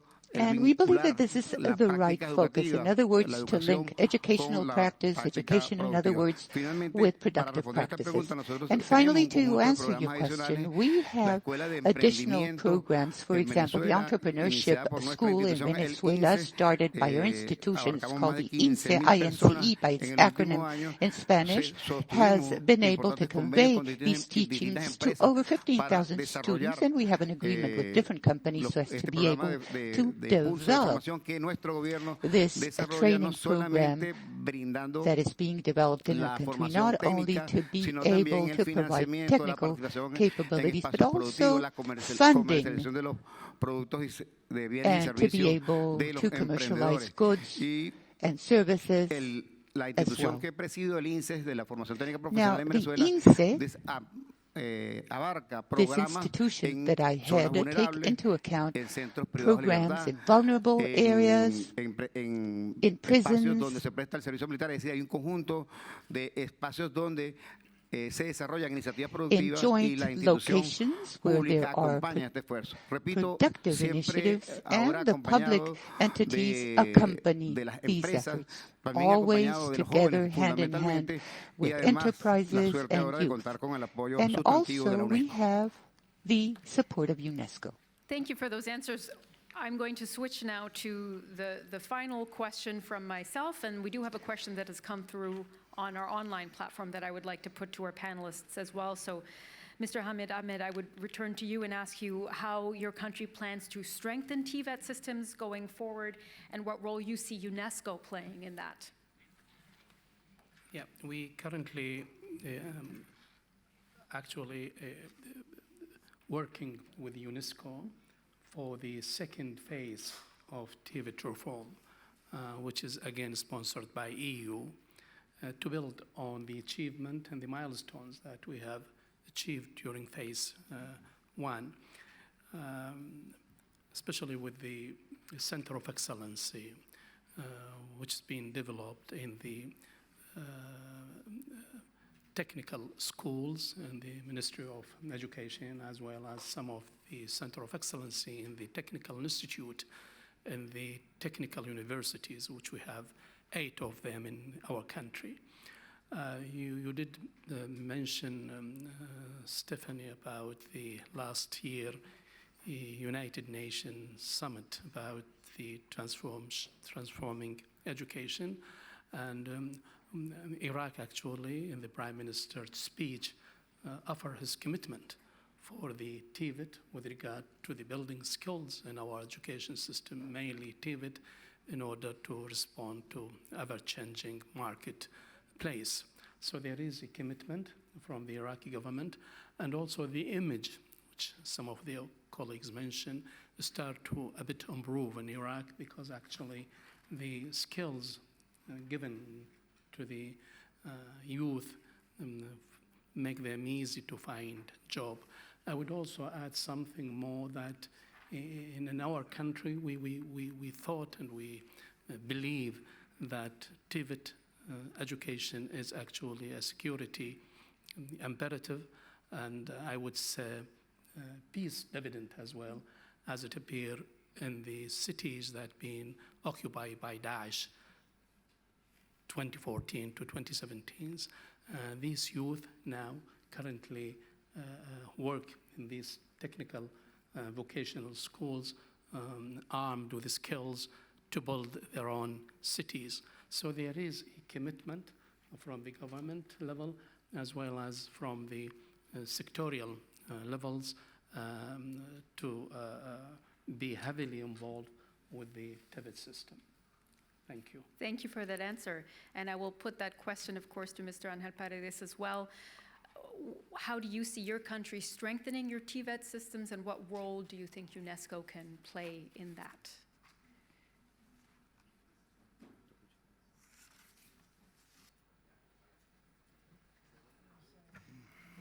Ya. Bueno, nosotros tenemos, en primer lugar, digamos que decir, la formación técnica profesional pasa en nuestro país, en primer lugar, por el compromiso de vincular el sistema educativo con el sistema de formación técnica profesional. como está ocurriendo, nos lo exponía nuestro hermano de Brasil, buena parte de América Latina, igual que en Gambia, tiene fundamentalmente una población joven.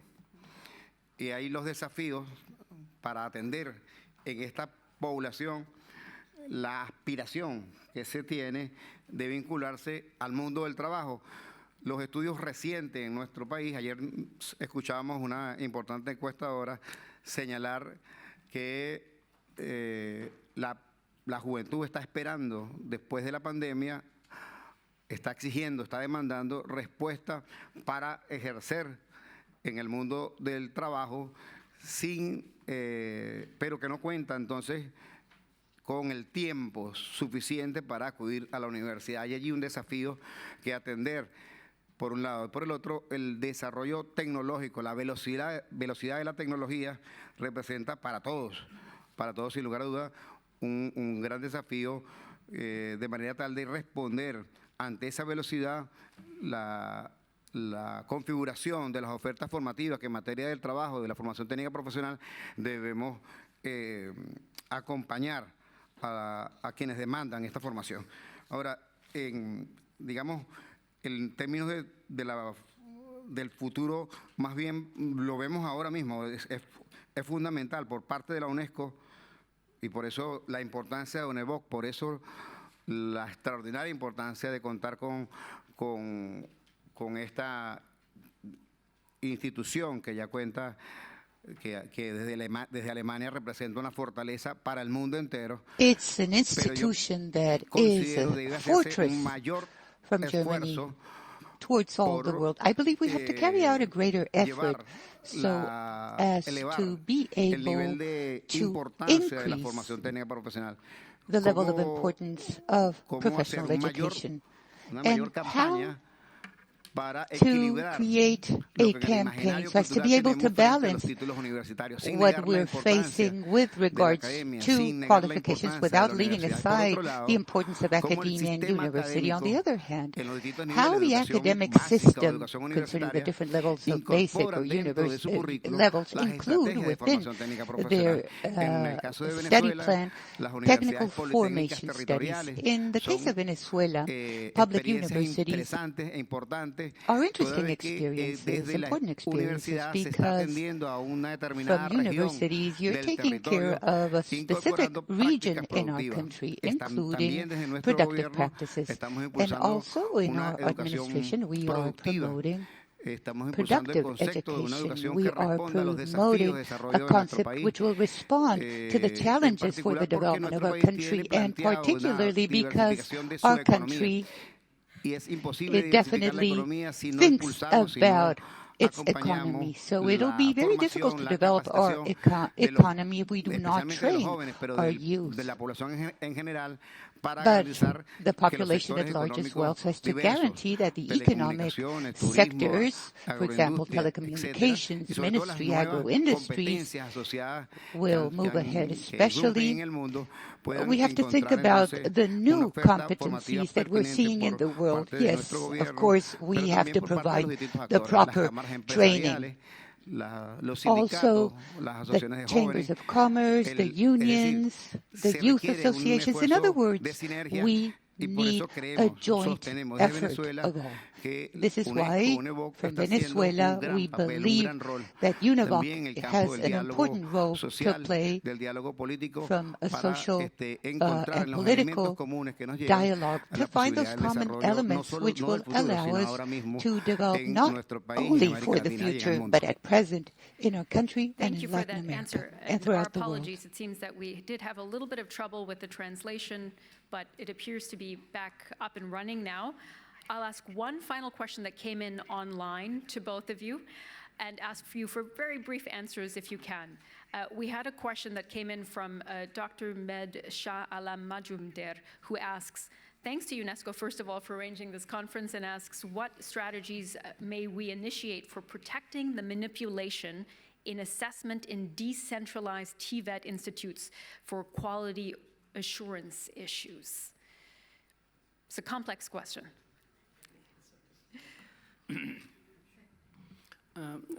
In our country, I think we have in all our 17 governorate, there is a technical institution. There is also vocational schools and malls in all of these rural places offering training sessions for the women and youth to upskill and find job. So the rural area and the places that outside the cities, actually they have some sort of training offered to them in order to find a job. So, and the new strategy that we are currently finalizing 2023 to 2030 actually is alluding to that aspect where the gender as well as the places in different area will be considered. As many people mentioned, that TVET is crucial currently with the demand of the market and the skills upgrading. And I think the country and the ministers involved are currently having that seriously into consideration and trying to offer skills to all sort of sectors in the society to make sure that there is no disparity in offering these education skills. Thank you. Thank you. And I would ask for a brief final answer from Mr. Angel Paredes to the same question about decentralized TVET systems and quality assurance.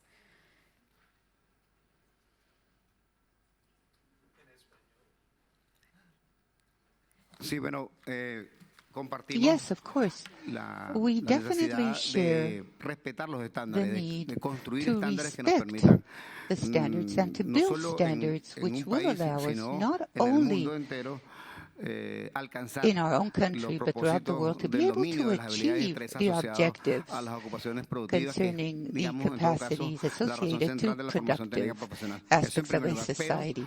This, bueno, first of es all, necesario, por and supuesto, apreciar las it's also particularidades de las necessary regiones, de los to países y take dentro into de un account país, the specificities probablemente of the también de las regions and the localidades. Por countries, and eso, within a country la as well, at a descentralización local o la level. This is búsqueda why de decentralization is important, las and potencialidades trying particulares to de desarrollo understand the económico de las specific regiones son fundamentales. Y potential aquí hay un aspecto of también que puede these estar local vinculado a la regions are crucial, evaluación, and this aspect que se trata might también be de la linked construcción to curricular a assessments. partir It also de has los to do aportes que hacen with los the actores curriculum that's sociales, being built empresariales, with ¿no? regards que to the intervienen en la contributions dinámica of de la formación entrepreneurs, técnica of profesional. social Es actors decir, that que el intervene mecanismo de in construcción these curricular trainings. In debe other words, también the mechanism abrir, concerning the ser un tanto flexible curriculum para needs to be incorporar open. It needs sobre to be todo flexible so los as to be able to conocimientos, include las habilidades, las knowledge, destrezas, las emergentes, pero también capabilities, quizás en aquellas the ocupaciones emerging que son ones, but tradicionales, also permita in those recoger traditional jobs el to be aporte able de personas que to durante décadas se han understand the dedicado a contribution una that throughout determinada decades these ocupación, people y ese have saber been desde working la on práctica specific jobs. es And in other cómo lo words, from a recogemos, cómo lo practical standpoint, sistematizamos how can y we también cómo asociamos entonces la systematize this evaluación. knowledge No and how can we necesariamente associate tiene all que these ser un assessments? examen el que It cierra un doesn't ciclo need de to be a formación. test Probablemente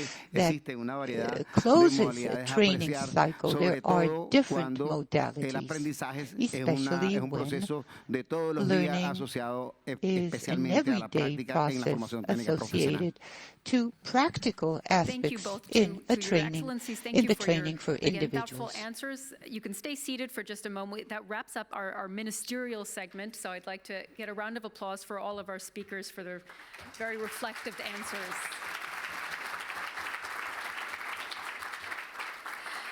At this point, we're about to take a brief break, but just a few notes before we go on a break.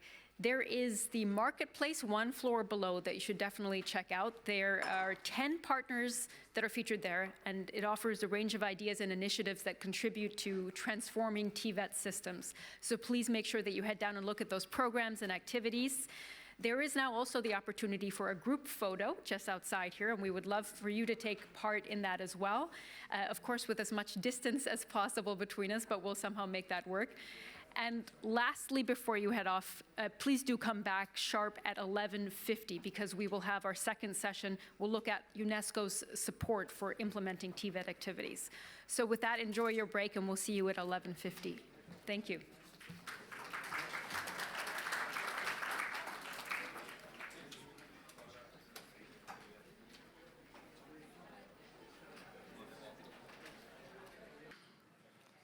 Okay, welcome back, everybody. We hope you had a good coffee break and group photo with everyone. We'd like to get started right away on session 2. You'll see that our panelists are already seated. If you're coming in, please trickle back in as quickly as possible and take your seats so we can give our attention duly to the panelists here. This second session is about how to leverage synergies to reinforce TVET for just and sustainable transitions. And we have put together a panel of experts here. I will be handing over to the moderator for this session. Professor Dr. Hubert Ertl is the Vice President and Director of Research of the Federal Institute for Vocational Education and Training, and I will hand over to him. Thank you very much, Sumi, for the introduction. Welcome to all of you to this second panel discussion today. I'm very pleased to be able to moderate such a panel full of expertise on TVET from very different types of organizations, and I think that's the benefit that we have, to have a diversity of perspectives on the podium now. The way I want to handle it, and I should say I'm under strict regulation to keep within the time frame, so I will try and do that, and that's not that easy with so many profoundly expert people on the podium, but I will try my best on that. And I want to have a common first round of questions, which allows panelists also to say a bit about themselves, maybe, and about their organization. But then I want to really react on what the discussion brings, and I also want to bring you in to liven up things a bit, because the opportunity you have with the people on the podium, I think, is one we shouldn't miss. I will introduce people as we go along, so not in one go, but one after the other, as it is. I would like to start with the first round of questions, and that's really picking up where we left the discussion before, and it's about synergies. I think you will all agree that the strategy that is being launched today contains many aims that we all agree on. Many aims that speak towards the role of TVET in the challenges that we are facing, social challenges, economic challenges, and so on. So a key role of this strategy is to fit in with other actors, with other organizations working in the field, and that's exactly what the panel represents here. So my question really is, where are the synergies? Where do the strategy of UNESCO-UNEVOC fit with other organizations' strategies? Where is support required? And maybe where are areas where the strategies don't fit so much together? So I think that's what I want to explore first. And I'm very pleased to start on the discussion with Elsa Mohamedou. She's head at the Center of Skills at OECD. So Elsa, the question to you, where are the synergies of the TVET strategy that is being launched today with the priorities and strategies of OECD? Thank you, Hubert, and good morning, everyone. First of all, I'd like to commend the UNESCO for the strategy. I think it's a really useful one and very easy to go through. I think what makes a good strategy is really expanding what other international organizations are doing, as well as providing very concrete outputs. So expanding, it fits very well with the global megatrends that we also at the OECD and particularly at the Center for Skills look at. But it is expanding as well in terms of looking at the societal issues, which I think is really very useful for us. Where I think it's going to be providing field for synergies for us is the concrete outputs that this strategy has. And for instance, if I look at the international quality framework for micro-credentials, that is something that we will very much be looking for to use in our work. Another area of synergy that I would look at is also the focus of the strategy on green skills and the taxonomy it's going to provide as well for us for green skills in TVET. So for me, what will be very useful is looking at those concrete outputs that we can then use in our work.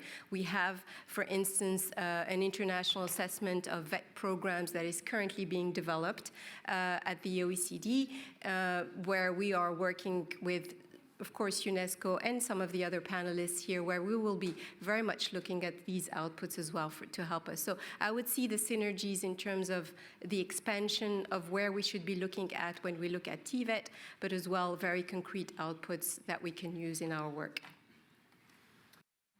Thank you very much. I'm sure we'll come back to some of the points you mentioned, also the study that you are planning on international comparison of outcomes. I think that's an important aspect. I'll move on to Laurence Gates, of course.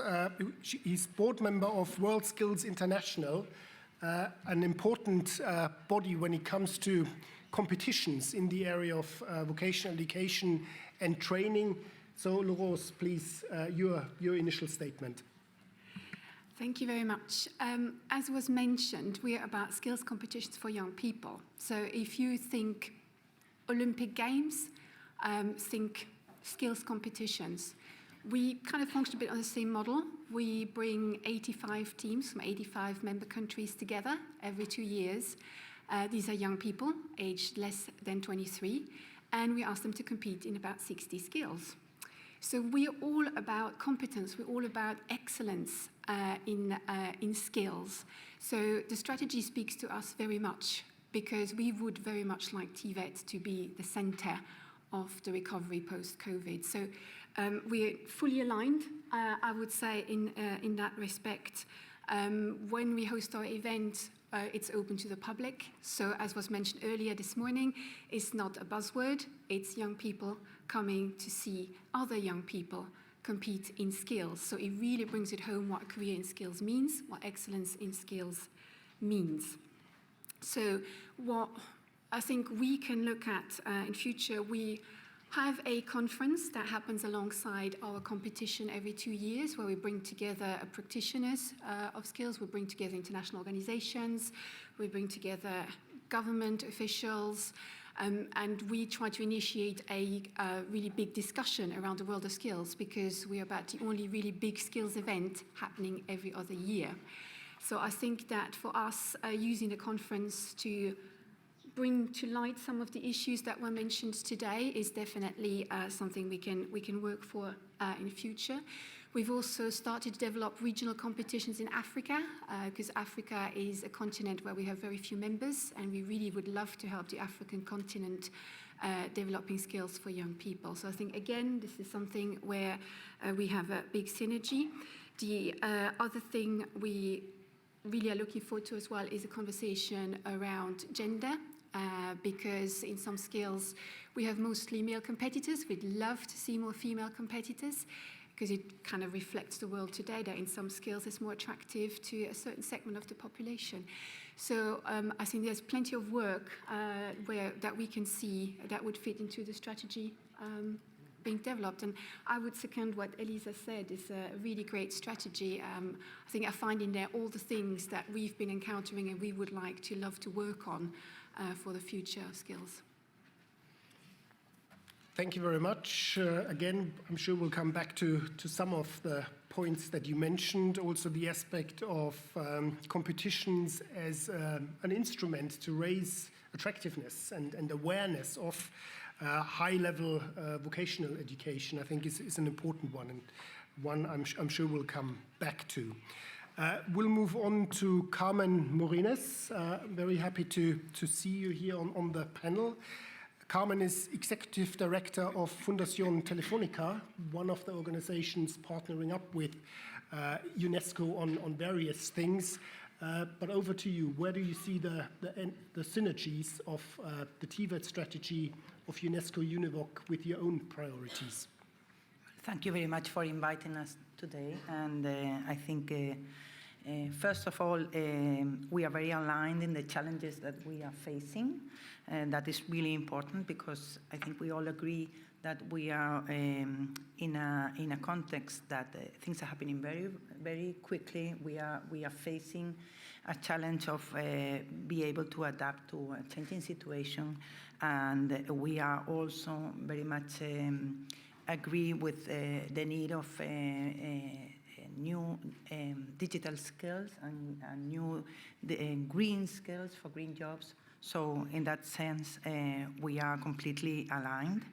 We understand as Fundación Telefónica that we have a big challenge that are new forms of vulnerability that are associated to this digital exponential changes that we are living, and that we have to attend them, and we have to foster everyone's digital inclusion. So we agree in this. And also, I think we have a quite global presence. We are in Spain, and we are in many countries in Latin America. So on a geographical way, we also find synergies with you, and we are already working together in some of these countries with UNESCO and UNEVOC. So that's really a big opportunity for us. And how do we challenge this? This goal is also something that we find that we are very aligned, because on the first stage we work in orientation. We think that it's very, very important at the moment when things are changing so quickly that people, not only learners, but also teachers and policymakers and everyone has to understand which is that skills gap that we are seeing, what is the demand and what are the capabilities that we are teaching, and what capabilities people really have, and that in that way we have a digital tool that we manage that is based on big data and artificial intelligence, through which we know in real time the most demanded professions, what are the skills that are needed, and how you can find the training that you can really get to achieve these skills. No, that's we feel that it's very important, and in that sense, I think we are prepared to collaborate also in the taxonomy of digital skills, because we are really receiving all the information in real time in many countries that what is the labor market demanding. On the other side, we are, of course, training. We offer training. We offer a very wide catalog of courses that cover not only digital skills, that is our core, but also soft skills. And in that sense, we work together with sectorial organizations offering specialized journeys for people that work in these sectors, on a digital point of view, but also on the soft skills that they need. And we are implementing new methods in this online and present training. No, we are looking for a training that is more responds more to the needs of nowadays, peer-to-peer, that through elements of artificial intelligence, we can adapt learning to each of our students, and we have gamification so that we really get engagement of our students. No, we suggest that really TVET needs to adapt constantly, and for that we need to understand what labor market is demanding, and we are ready for this. I think we can offer this kind of situation. Thank you very much, Carmen. I'm director of research at my institute, and I have to restrain myself not to go after the data issue that you mentioned, because that's, of course, where I always see at least part of the answer, or the start of the answer. We need to better understand what is going on by generating better data and analyzing it better. Yes. So maybe we can follow that up. Of course. But let's move on to Tim Schreiber. He's policy officer at the DG Employment, Social Affairs and Inclusion at the European Commission. Welcome to the panel, and start a question for you. Synergies of what you've heard today with what the Commission is up to at the moment, roughly speaking, please. Thank you very much. Good morning also from my side, and let me start by congratulating UNESCO for the new TVET strategy. If you look at the policy framework at European level, you see that we are very much in line with the priorities you have identified. We have the European Skills Agenda at EU level, the Council recommendation on VET, as well as the Osnabrück Declaration, which all also focus on topics such as digitalization, the green transition, but also have a very strong element of internationalization. So for us, it's very clear that in order to achieve these transitions, the green and the digital transition, international cooperation is very much key. Let me focus in the few minutes I have on some of our work strands that are very much in line with the priorities we have in common and how we contribute very practically. When it comes to the green and the digital transitions, which we call twin transitions, so we heard about the 3Ds, the 6Ts, so for us it's the twin transition. For us it is very important that these transitions need to be inclusive and fair. So otherwise we will not be able to make the transitions happen if we don't have people on board, if we are not equipping people with the skills they will need to be successful in these transitions. Here I see the link also with education and training policy more broadly. First of all, it's important to have a clear understanding of what are the skills needs for these two transitions. Therefore, skills intelligence is very important. At EU level, we have an agency called CEDEFOP that is running skills intelligence work for many years now. And the results are very important also for our work. For example, they show that the green transition impact on the EU by 2030 will actually benefit a lot medium-skilled jobs. So the segment of jobs that will grow the most are medium-skilled jobs, so jobs that usually require vocational education and training, which of course also provides us with a very good argument in favor of vocational education and training.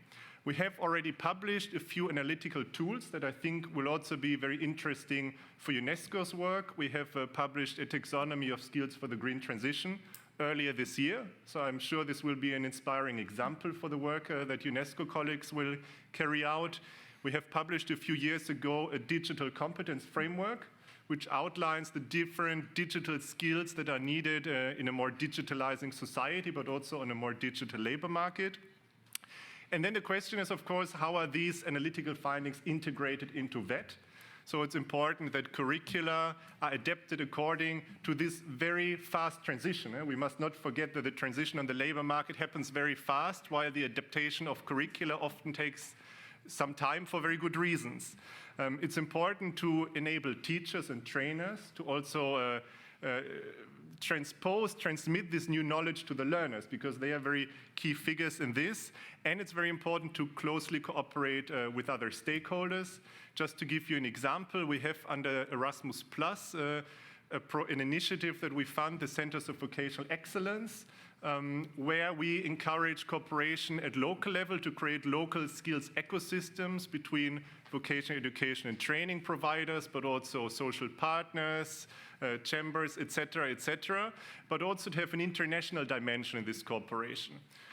We have the Pact for Skills, for example, where we bring different stakeholders from industrial ecosystems together to jointly identify the skills needs for their sector. And this brings me to the second big priority that we share with UNESCO, which is the need for a new mindset of lifelong learning, I would call it. We see that these transitions, they also concern very much people that are already in work. So it will not be enough to complete initial education and training, but you will also need to continue learning throughout the career. And we see that, unfortunately, participation in adult learning is still relatively low. We have set a target at EU level that by 2030, 60% of adults should participate at least once in training, and the latest figures we have are 37%. So you see there is a huge gap still to reach these objectives. It will be important to empower individuals very much, and I'm happy to see also this element in the UNESCO strategy. We have adopted this summer 2 initiatives on individual learning accounts and on a European approach to micro-credentials. So again, I guess an interesting example for your work on a global standard on micro-credentials. And this is really a topic that is very high at the political agenda. You might have seen that our Commission President, Ursula von der Leyen, proposed to make 2023 the European Year of Skills to give even more dynamics and impetus to this file. So far from me, thank you. Well, thank you very much, Tim, for this rundown, very brief rundown of so many different priorities. I think you got that in a very nice order as well. Thank you for that. And of course, there are many things to pick up upon. I personally am interested in the skills intelligence issue that you mentioned, and it's interesting, certainly from a research point of view, because, well, the skill demands are measured in many different ways, and depending on what measure you use and what methodology, you sometimes do get quite different outcomes and findings. And certainly the work that is done at the Institute here in Bonn is not quite aligned with the findings of CEDEFOP in 1 or 2 areas. And I think the question then is always, why is that the case? What have we missed maybe, and so on. So lots to discuss, but thank you for the initial input. I've got next on my list Virpi Stuckey, who sits at the far right. She's chief of the Division for Rural Entrepreneurship, Job Creation and Human Security at UNIDO. So Virpi, over to you. Synergies of the strategy with the priorities of your organization. Thank you very much, and thanks for UNESCO to invite UNIDO for your very important event. United Nations Industrial Development Organization's mandate is to develop industries of our member states in a sustainable and inclusive manner. And when we talk about industrial development, of course, the development of industrial skills is very important. The question was about synergies. So first of all, I'm very happy to see that we have synergies with most of my fellow panelists, but also I see some organizations and companies in the audience like Festo Didactic, with whom we have long-going synergies on industrial skills development. For synergies with UNESCO, I would like to mention the topic of resilience. UNIDO has a platform called Learning and Knowledge Development Facility, LKDF, and we had our annual forum last week. And the topic was skills for resilience. And I see that this is one of the items of UNESCO's strategy. And although we don't have yet the outcome book of that conference available, I wanted to mention 2 quotes that we heard or we found out from the audience during the virtual event, because I think that these are nice food for thought for all of the audience. And one quote was that skills are the best buffer to navigate through uncertain times. And of course, we have been facing uncertain times in the past years, and it still continues. And the other quote, which is quite interesting, was that resilience is not a talent or a mindset, but a skill that can be learned. So the topic of resilience is clearly a synergy with UNESCO. But to take the kind of strategy level or policy level down to something more concrete, we just started a joint project on a topic of skills, TVET resilience for green transition. And this is a new project jointly with UNESCO, UNIDO and GIZ. And very happy to see what comes out of putting the policy into practice and how this practice can then feed back to the policy and strategy. Thank you. Thank you very much for that.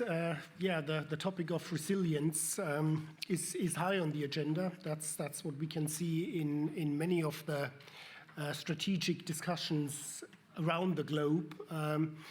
Our concern is rightly often with sort of getting people into VET programs, TVET programs, but of course that's only the starting point. How do we make sure that people stay the course, get the qualification, and use the qualification along the way, leading to lifelong learning?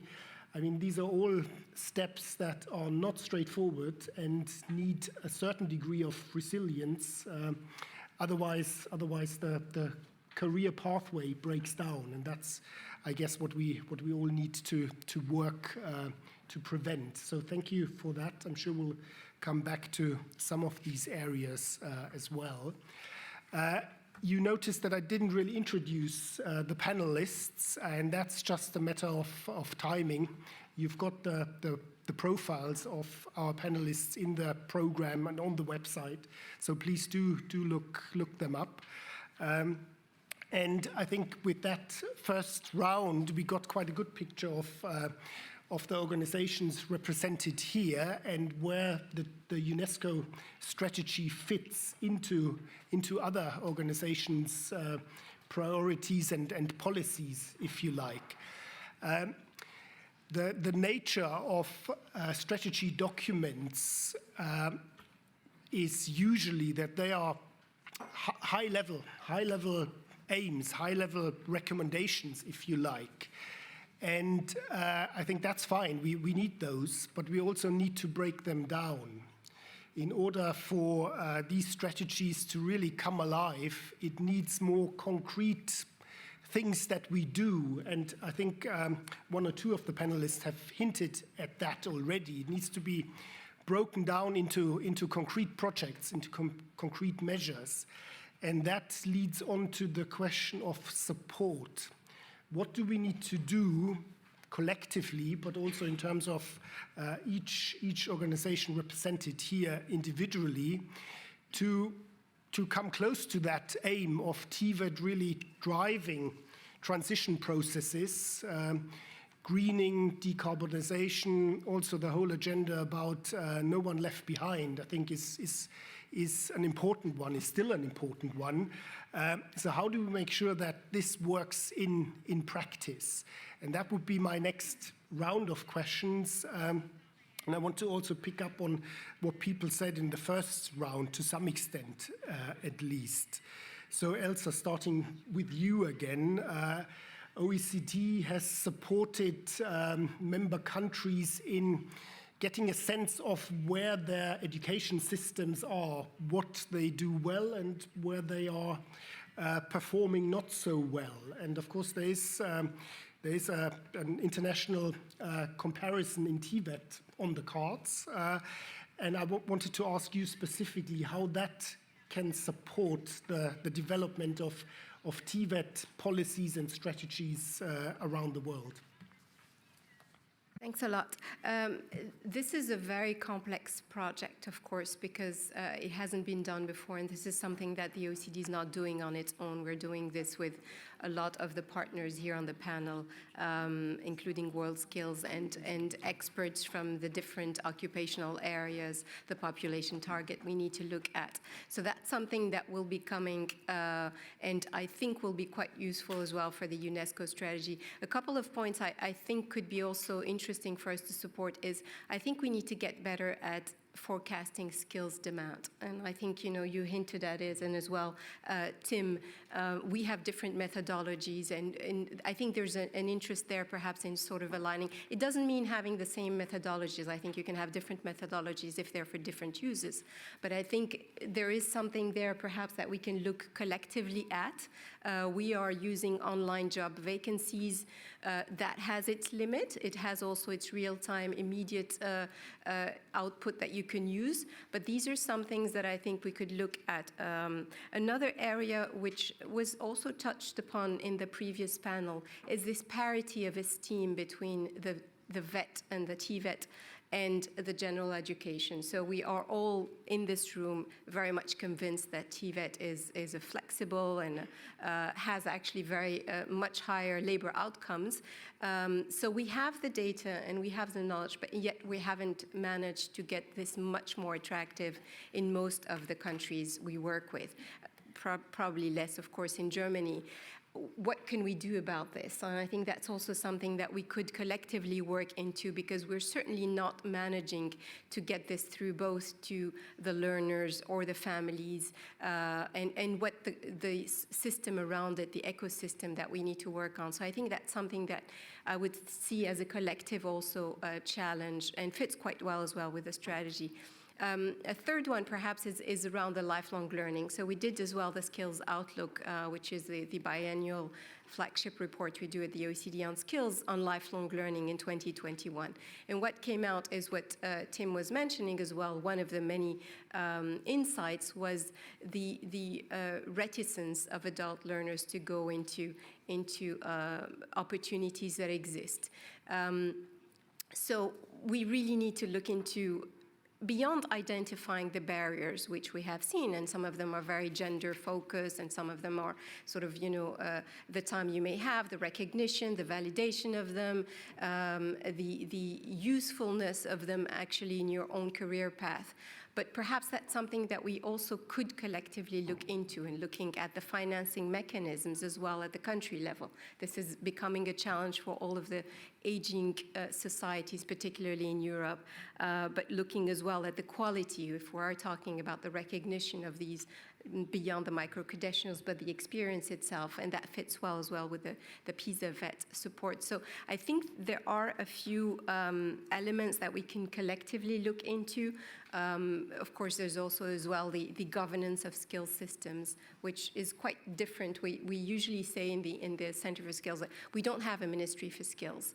A couple of countries do, but very few. So we need to knock at the doors of the Ministry of Education, the Ministry of Employment, Ministry of Economy, and that makes the challenge of identifying, implementing strategies, and this whole of government type of approach that we could as well try to find processes that could make this much more efficient in the long term. Thank you very much also for sharing the sort of challenges that you face in working with member states or with countries generally. Before we go on with our round of ideas for supporting the TVET strategy, I would like to bring in another perspective here, and I know that we've got not in person but online, we've got Srivinas Reddy with us.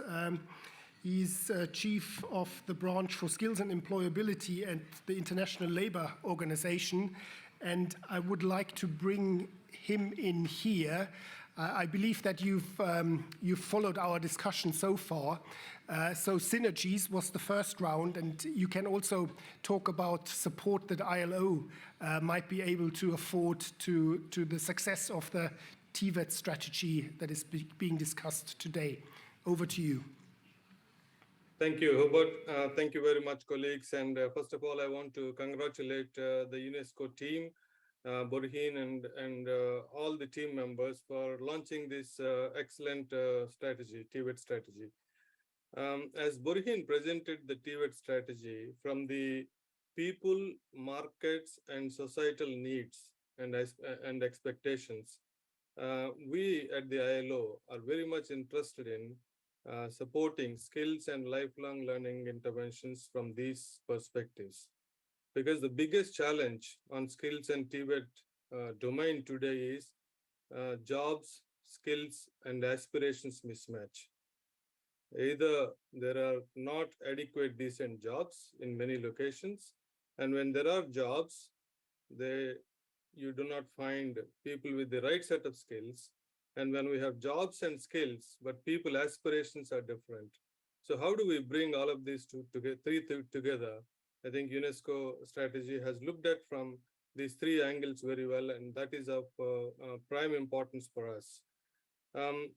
As we are all aware that people have to undergo multiple transitions, not just school to work transition, but multiple transitions in work, as many of the speakers have already mentioned. So how can we support these multiple transitions? I think joining forces with UNESCO is an excellent way of supporting the smooth transitions at different stages of active life of the people. So the school to work transition continues to be very important. At the same time, multiple transitions of people. That is where I see synergies with the UNESCO strategy in all the three cross-cutting interventions that are taken up in the strategy. Firstly, at the data and knowledge level, as Tim and Elijah and other colleagues have mentioned, it is so important to really have good strategies for skills intelligence and skills needs anticipation, because that is one of the big questions that we face wherever we go. What are the skills that are required for the current labor markets, and more importantly for the future labor markets? Skills for the new economies, that are skills for the digital economy, green economy, and care economy. What type of skills are required? How can we equip people? I think in this whole data and knowledge lever that the strategy has covered, we have a huge interest, and we are very much already in line with the UNESCO strategy. The second lever, very important lever, the normative lever that the strategy has covered. UNESCO has some excellent international norms and standards on TVET. And from the ILO side also, we join with them in promoting international standards on skills and lifelong learning. As some of you are aware, we are right now working on a new international standard on apprenticeships, which will be taken up by the International Labour Conference 2023 in its second sitting to consider adoption of a new recommendation on apprenticeships. So that way, UNESCO has some very particular instruments, like, for example, there is a joint instrument of ILO UNESCO recommendation concerning the status of teachers. That's where, again, we see a lot of synergies. And thirdly, on the networks and partnerships lever, this is important for us to really succeed. As Elijah and colleagues mentioned, any TVET or skills intervention to really achieve successful outcome, it should have fundamental synergies, first of all, among the key labor market players. That is the government, within the government, whole of government approach, how important it is to really have all the government ministries coming together and match the needs of the markets with the economic priorities and social development policies of the government. So whole of government approach is so critical. Similarly, active participation and leadership role by the private sector if skills and TVET interventions have to be successful. This is what we recognize. Wherever skills and interventions are successful, where you have a robust and sound social dialogue process where skills are developed through employers and workers organizations taking active role, and that's very, very important. And institutional partnerships, as Tim and other colleagues mentioned, there is a lot that can be done together, because there is a lot that needs to be together and no single agency can do it alone. So partnerships with multilateral organizations like the European Commission, African Union Commission, regional banks, and many international organizations are critical, and we are very, very happy to join forces. For example, we have with the UNESCO a partnership called Global Skills Partnership on Migration. This is working very well in collaboration with UNESCO, IOM, also with the social partners, International Organization of Employers and International Confederation of Trade Unions, ITUC.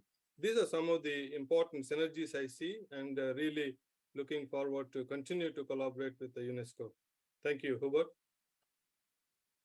Thank you very much for this list of synergies. that you identified, and also I think it speaks to the support that ILO is affording to UNESCO-UNEVOC in making the strategy a success. Laurence, I want to come back to you. Skills competitions like World Skills is running successfully for many years now. How can they support reaching the aims that are outlined in the TVET strategy? Yeah, thank you, Hubert. Yeah, World Skills has been around for over 60 years now. So there's been quite a bit of work done, but there's more work to be done. In the past, we welcomed new member countries, we welcomed the teams. What we have started doing over the past few years is actually encourage our member countries to organize their own national skill competitions. Because the international competition happens every 2 years. There's a regional competition in the year in between, but bringing a team to that is good, but there's a lot more you can do, because skills competition is actually a versatile tool. It depends on each country's aims as to what they want to do with a skills competition. Some use it for career guidance, some use their former champions as role models. So there's a lot you can do. So we've been encouraging our members to actually start national skills competitions. First and foremost. We now even have some countries who've gone down to have departmental competitions, simply because it gives them an opportunity to showcase skills to young people, and therefore to kind of really use this as a way of showing Korean skills as an attractive skill. Our latest member to join our European organization, World Skills Europe, is Greece. They will be participating in the next competition in just 2 or 3 skills, but they're coming with the main aim of actually starting a national skills competition, because like everywhere else, they have skill shortages, they have a young population who mostly wants to go to higher education, and they're trying to change the narrative by showcasing skills and careers in skills. So that's definitely one place where we can help. The other place we can help is, you've mentioned Festo. We're also working with Festo. So we're looking at the skills of the future as well. Green skills have been mentioned a lot. There's also Industry 4.0. So we're also trying there to showcase different skills from what would be more traditional skills and what's been viewed as more traditional skills. One of our member countries has done a survey of their young people, asking them about green skills. And what came back as an answer on that huge survey they did was young people are very attracted to careers in green skills. They just didn't know what they were. So it just shows that the demand is there, but where do I go? And actually, what are green skills? So that kind of helps us as well to kind of bring up narratives, communicate, and work with our partners to kind of generate those discussions and bring about the information. I think I could go on a lot about, I mentioned EDI. We are currently starting that conversation with members. Some haven't quite woken up to the fact that their teams are mostly male. So we're starting that conversation as what can you do to attract more female competitors into certain skills, which leads to a discussion. And also at national level, some of our member countries are now starting a discussion and going as why, because they're at the end bit of the process, they end up with a national team. So they're looking at why are not more diverse young people registering for their national skills competitions. And that allows them to then look at what do we need to change, what can we do to attract a more diverse audience to careers and skills. So there's all of those, as I said, there's lots of more examples I could give, but I think there's quite a lot we can do to support the UNESCO strategy. Thank you. Thank you. I'm sure that's well received by UNESCO-UNEVOC as well. Thank you for all these ideas and pointers. Let's move on to Carmen. I was particularly interested in what you said about the Foundation's work on inclusion before, because clearly that's an important dimension in the strategy as well. And I wonder whether you wanted to elaborate on that. Yes, thank you very much. We believe that we have to work very closely to TVET from a formal and not formal basis, because we are this need to adapt constantly to the new labor market needs, I think that will be really very rich if we collaborate together and we find this kind of partnerships to really be able to offer these new skills, more thinking in a long life learning, when the people will be facing several transitions in their professional lives, and that will really need a constantly reskilling and upskilling. So I think that the foundations, big companies can put together really to achieve with UNESCO and other organizations this challenge that we all face. No? We are working very closely in public-private partnerships along in Latin America and also in Spain. We have a very good example in Chile, where we worked with the government and with the Banco Interamericano de Desarrollo, and we launched this tool that I was talking before, especially adapted to the Chile context and that Chilean context, and that offers a tool that is very, very useful for the employment service and also for the assessment of all the citizens that understand which are the skills that they have to develop to really adapt to the new context. And that is a very good example that what we think that we have really support and we have to do. No? Also, we believe, like our other person was explaining, in that TVET has a very huge potential to reduce gender divide. We're all mainly mainstreaming women to digital occupations. At the moment, we have been fostering in all our projects women to participate, and we are seeing very good results. We have more than 53% of our users that are women, and that is something that we are constantly focusing in attracting women and to all our training journeys. We see that in more specialized training journeys, it's getting more difficult, but in general, we are achieving very good results that we would like to also share and our experience, so really foster this challenge that I think is common for all of us. Thank you. Thank you for this host of concerns and initiatives that you are taking, and I'm sure the connections can be made quite easily with some of the priorities of that are mentioned in the TVET strategy. Tim, moving on to you, I picked up on the mindset for lifelong learning. So in this process of young people moving on from initial vocational training, what do you think are the main pieces of support that need to be in place for this the numerous transitions, as we've heard, that are taking place in a person's career nowadays? What do you think are the cornerstones for this support?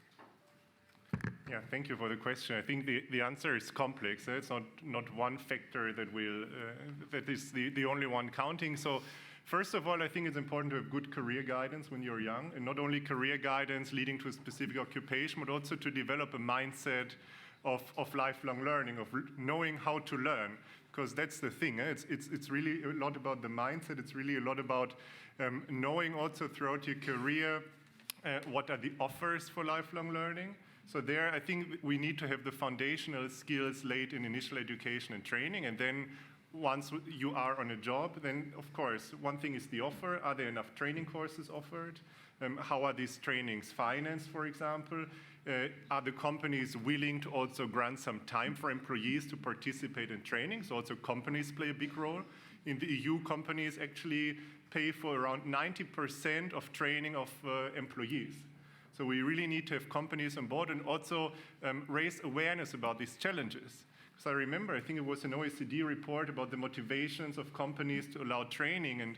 And one thing that I kept in mind was that one result was for the green transition, for example. This is still so far in the future that very often companies If you tell them, look, but in 10 years, your employees will need this or that skill, then they say, okay, we think about next year, or maybe the year afterwards. So I think it's also really important to work closely together with companies. And actually, I see that companies also realize what is the challenge, what is at stake, because they are the ones that are affected already today by labor shortages, for example.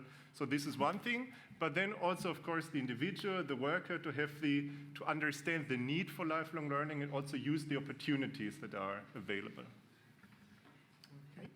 Thank you very much. I think that was very, very clear in terms of the idea of what needs to happen there. We are running rapidly out of time. We started a bit late, though, so making that plea. But moving to Virpi, back to resilience, maybe as the big topic that I'm sure we can all agree on as being something very important. How do we foster it? That's probably the more tricky question. How do we develop resilience in young people? It is a very tricky question, and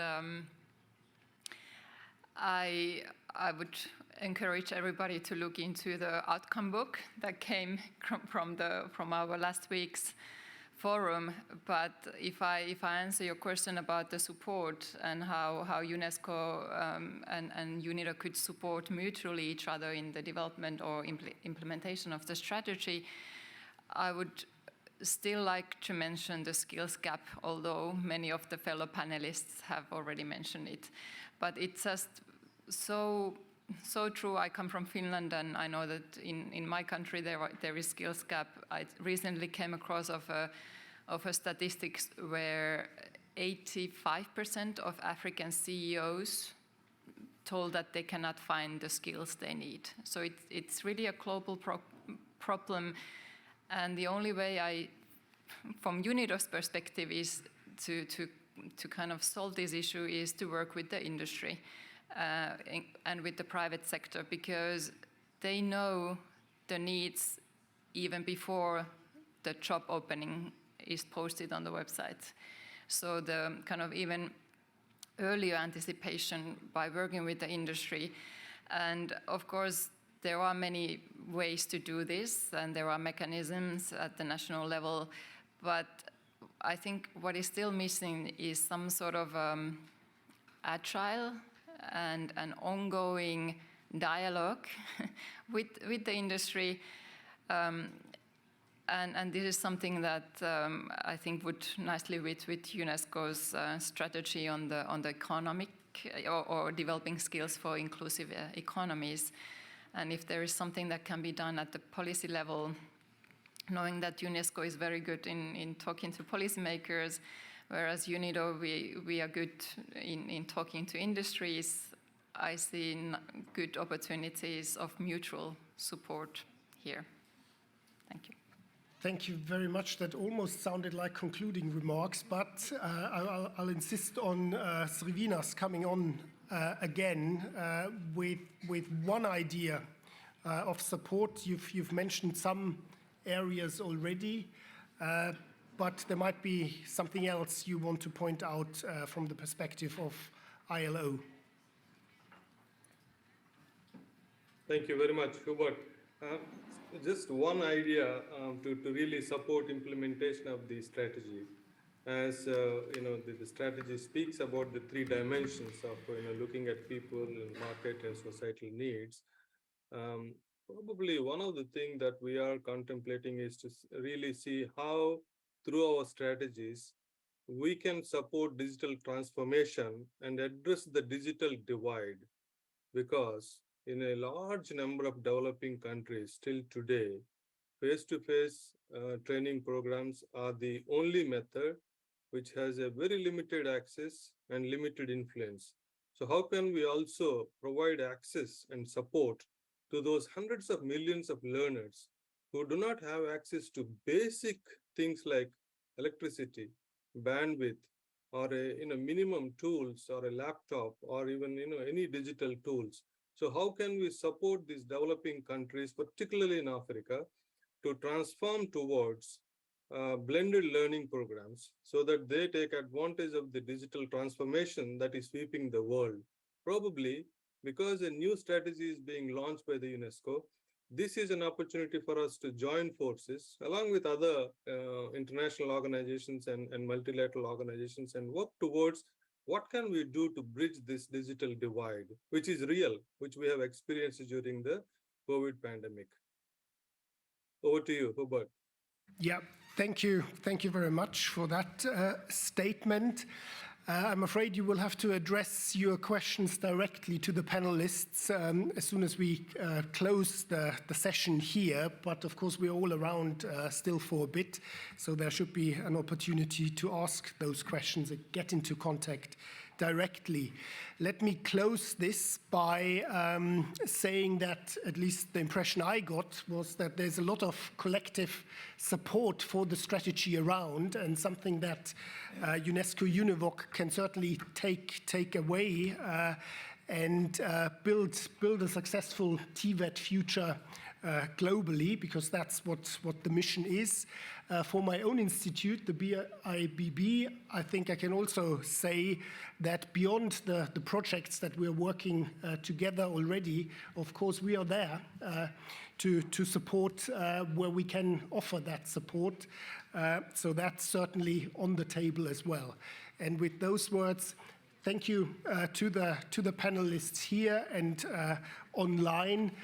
Thank you for this exchange, and I think, as you say, you always meet again, and certainly the priorities of the strategy are of a nature that I'm sure we will meet again and discuss ways forward again in the future. Thank you all, and good luck with the rest of the event. Thank you.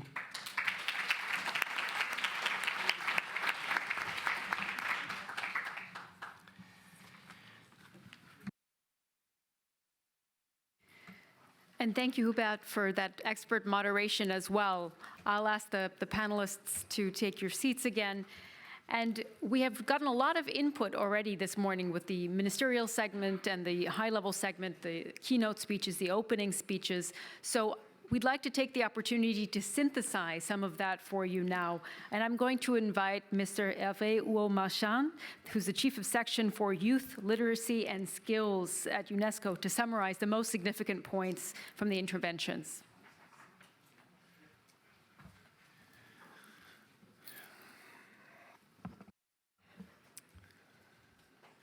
I would say first, welcome to all of you. I'm very pleased to be with you today and to say some words at the end of this first morning.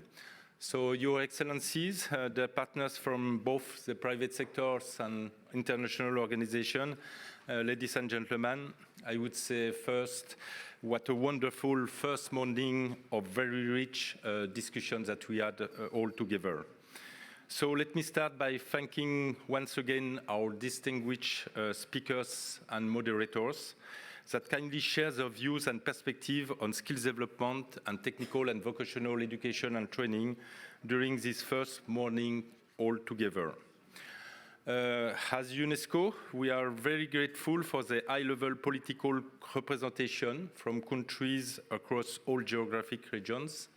You will notice that we had VIPs from at least 5 countries. We shed light some key insights regarding TVET during the ministerial panel. And I think it was very clear that they highlighted opportunities for synergies between the new UNESCO strategy for TVET for the period 2022 to 2029 and the respective government policies and strategies. We also really appreciated the rich discussion and ideas that follow the presentation of the content of our UNESCO's TVET strategy and its way forward. Let me also extend my gratitude to all people that attended this morning, both in presence here in Bonn at the premises of UNEVOC International Center, as well as online. And it was highlighted that we have more than 900 people connected today, so you can see the great interest for this international conference. We are incredibly thankful for such a high-level participation during this first day of the conference. And of course, we look forward to having you with us this afternoon. There are many very interesting events on which I will come back. And tomorrow, of course, as well, for the day 2 of this important event. I think we cannot summarize all the rich discussions that we had today for this morning. We expect to produce a summary report of the discussions that we will share with you. But in any case, your intervention helps us to shed light on what we need to do to scale up efforts to advance, but also to transform the TVET agenda with the goal of promoting successful and just transition through the new UNESCO strategy for TVET. As you well notice, with this new strategy, UNESCO wants to establish a renewed ambition for the TVET globally by positioning itself as the lead organization driving the global TVET agenda and promoting not only post-pandemic recovery, but also we intend to build, of course, resilience, and this was highlighted as a key interest for some of the partners, and of course, to move forward for progress towards the SDG 4 agenda. We want to build a common vision for TVET as a key lever to transform labor markets, economies, and societies. But we also aim to reposition TVET to make it a driver for better living conditions for individuals, a catalyst towards sustainable economies, and a driver of social justice and global citizenship. In fact, and I think you well understood through the presentation of our strategy, these are our 3 main pillars: individuals, economies, and societies. Our goal is to promote opportunities for individuals to access qualitative training opportunities via TVET within a lifelong learning perspective and with a strong focus on disadvantaged group and gender equality. We want really to align the supply and demand of skills in the labor markets to make sure that TVET will open up opportunities for decent employment and allow people to achieve better lives. That's our ultimate goal. Finally, and more broadly, we want people to succeed as global citizens and effective actors in promoting more peaceful and inclusive society. As UNESCO, we are committed to lead the agenda for TVET and skills development at the international, but also at the regional and country levels. To do so, of course, we cannot do alone. We count on the effective cooperation of member states, but also of all other organizations, partners, and stakeholders active in the skills development domain. I'm pleased and grateful to see that many of them were represented here today and will be represented this afternoon and tomorrow as well.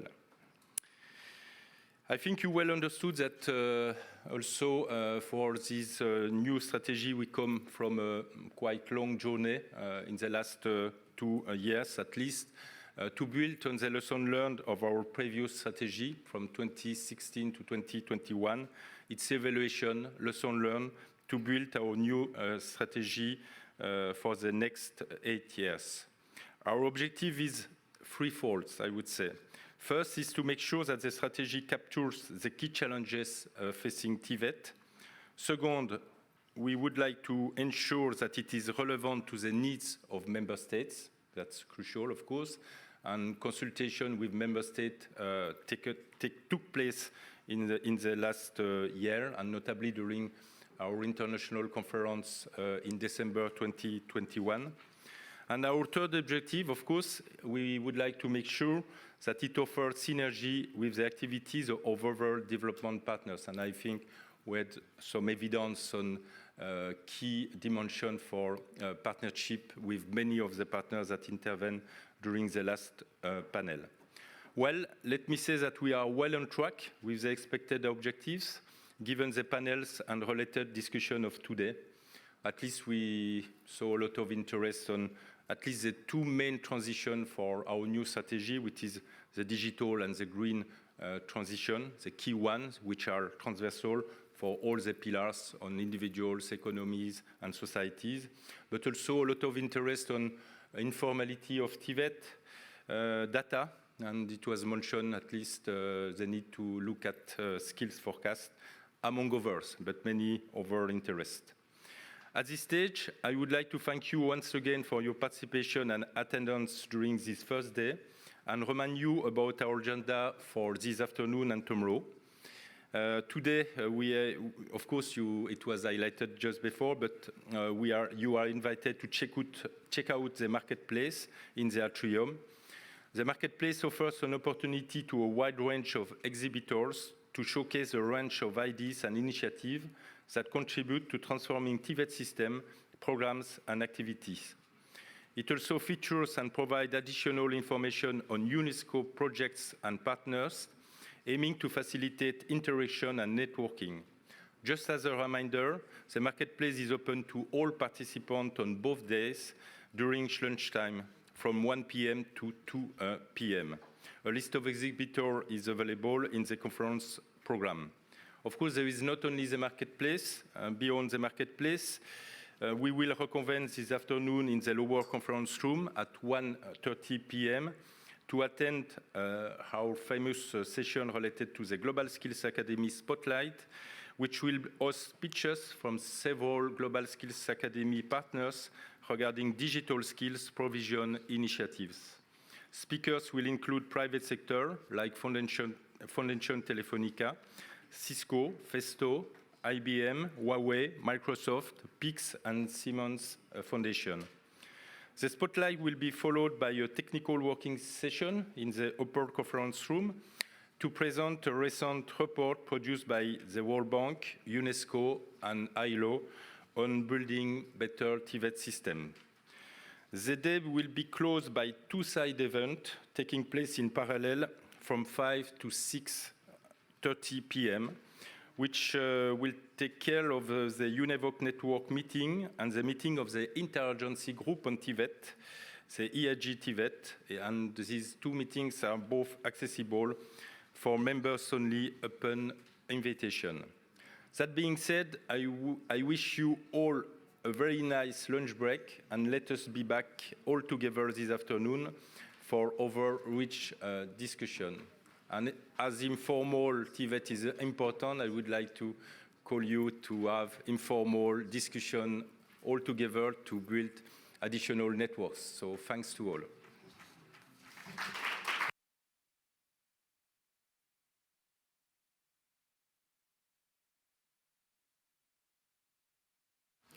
As Eva said, we have the opportunity now to take a lunch break. Please do check out the marketplace, which you plugged, and we will meet again at 2 o'clock in the lower conference room for the Global Academy Skills Spotlight. We'll see you there.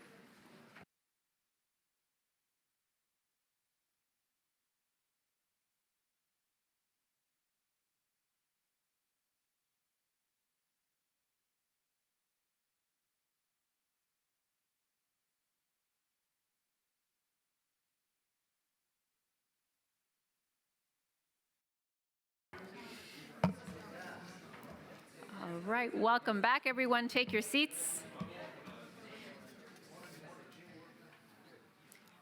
I'll wait a moment for everyone to find their seats as we settle in.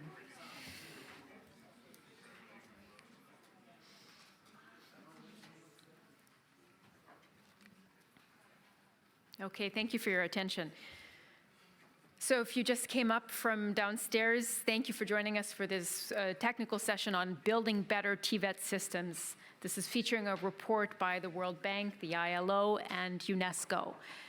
Before I talk about that, I just want to point out up on your screen here, this convening was surrounding the launch of UNESCO's TVET strategy. And if you're wondering how do we access that strategy, there you'll see the QR code. You can now access it and look through it yourself when you have some time. So please, if you have an opportunity and you have your phone, just go ahead and take a picture of that QR code or log right in, and you can access the UNESCO strategy yourself. I'll give you an opportunity to do so.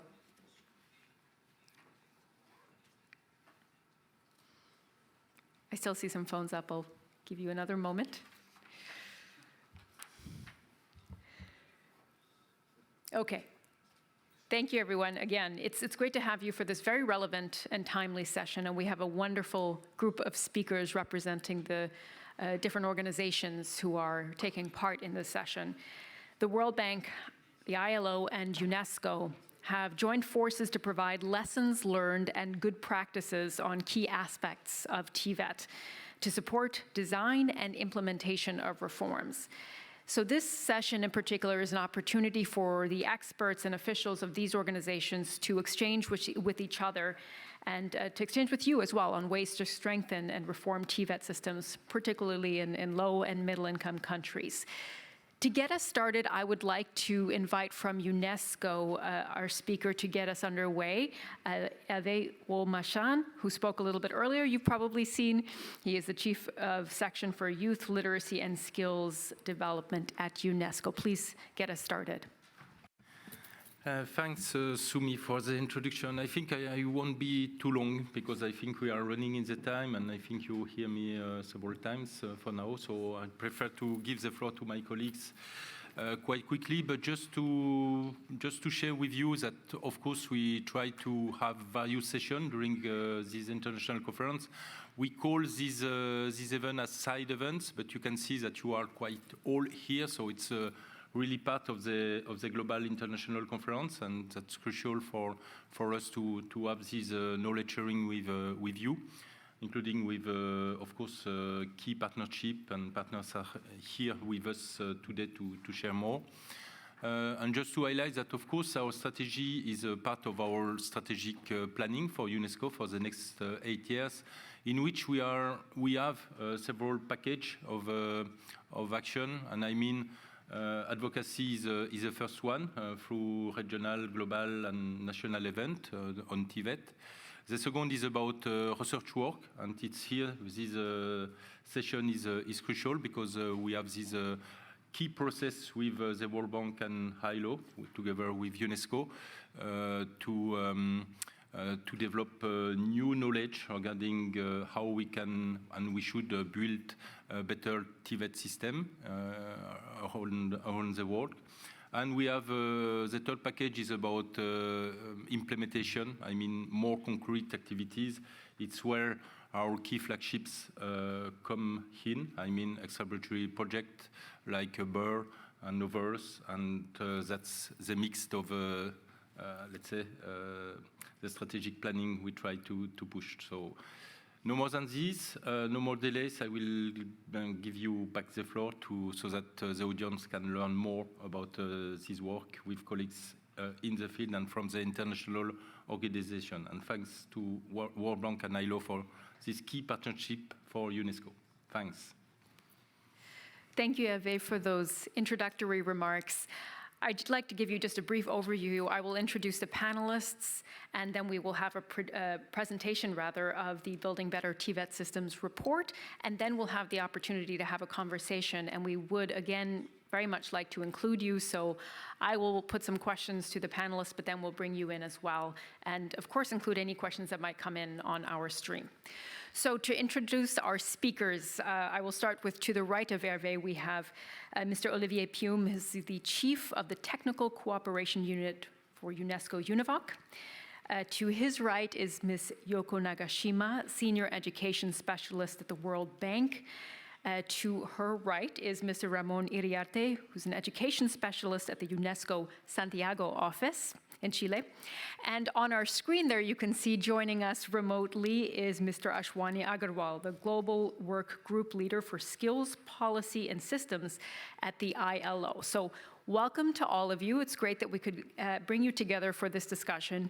First, Yoko is going to get us started, as I mentioned, by telling us more about the status of the Building Better TVET Systems report. Yoko.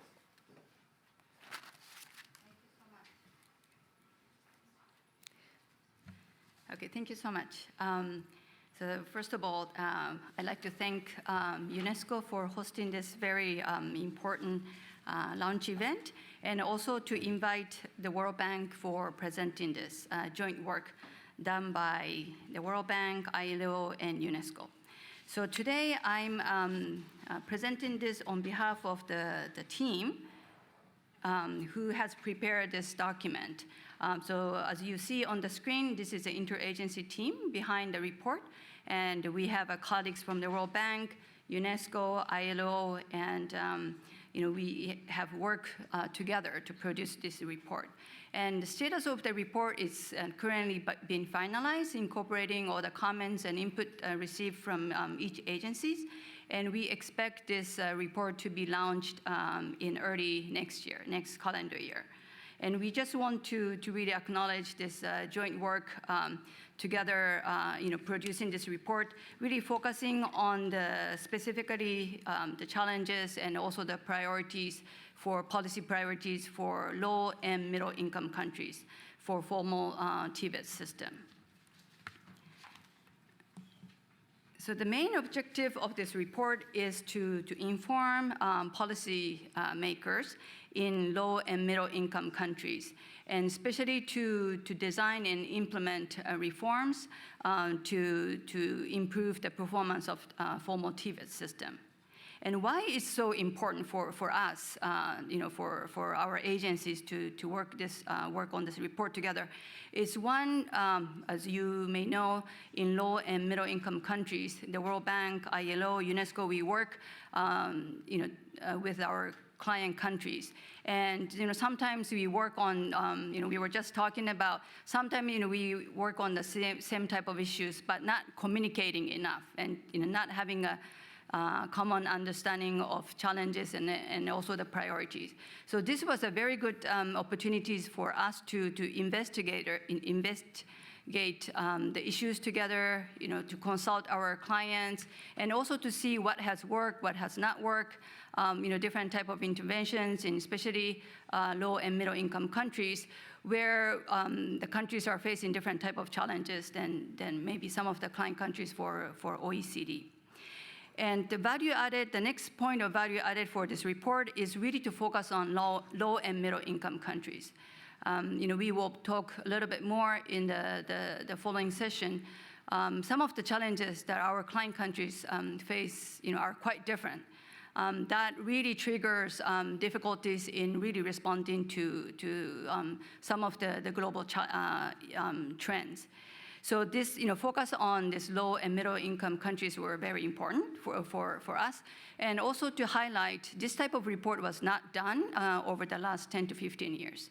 So this was really timely opportunity for us to work together. And also bringing in new analysis, although the data is limited still for this type of work, we were able to draw some of the impact assessment, some of the tracer studies that we have also supported under our operations in our client countries. And also, just to highlight, as I mentioned, this is still in the process of being finalized, and we would like to have joint global launch, and also to be followed by regional workshop. And I think it's also important to have a regional workshop because some of the regions are also facing similar type of challenges within the region, and not necessarily same for East Asia, to Africa. So we would like to have a regional launch event and some of the workshop to discuss about the findings and also the priorities with our client countries.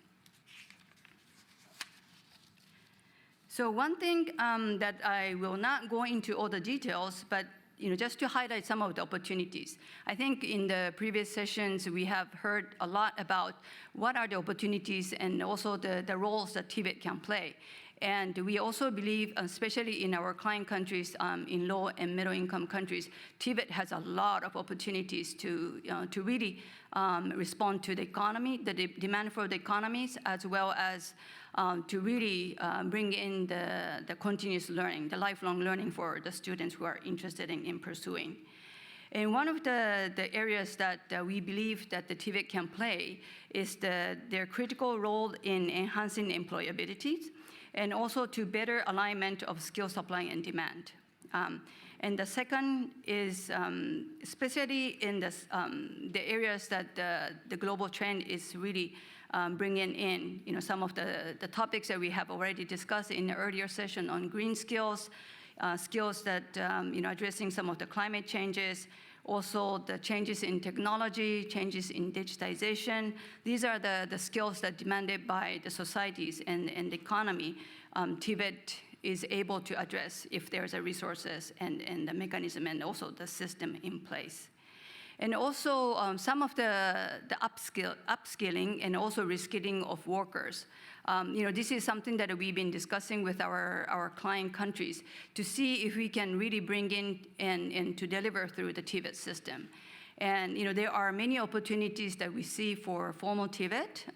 However, what's important and which the report will be highlighting is the significant investment and also the type of reforms that we need to bring in to really strengthen the system.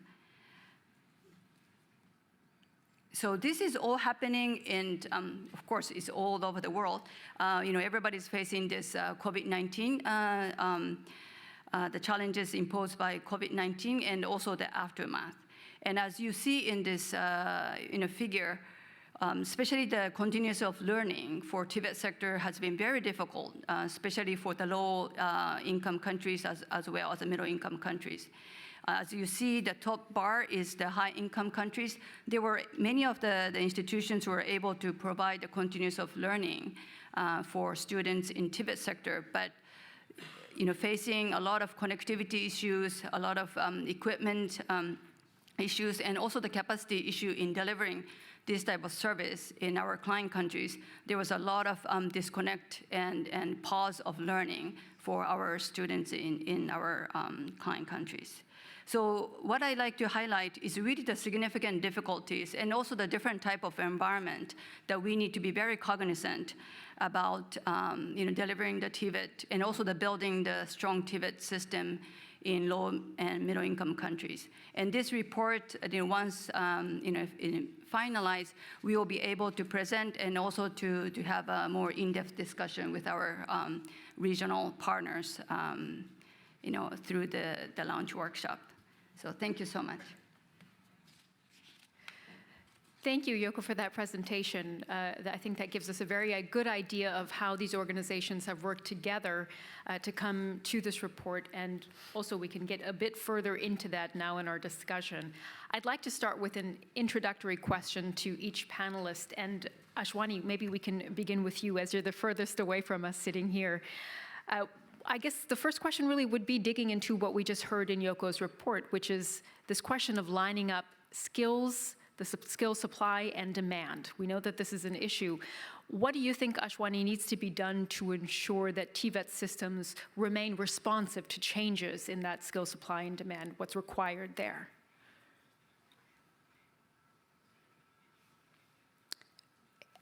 We can't hear Ashwani, unfortunately. One moment.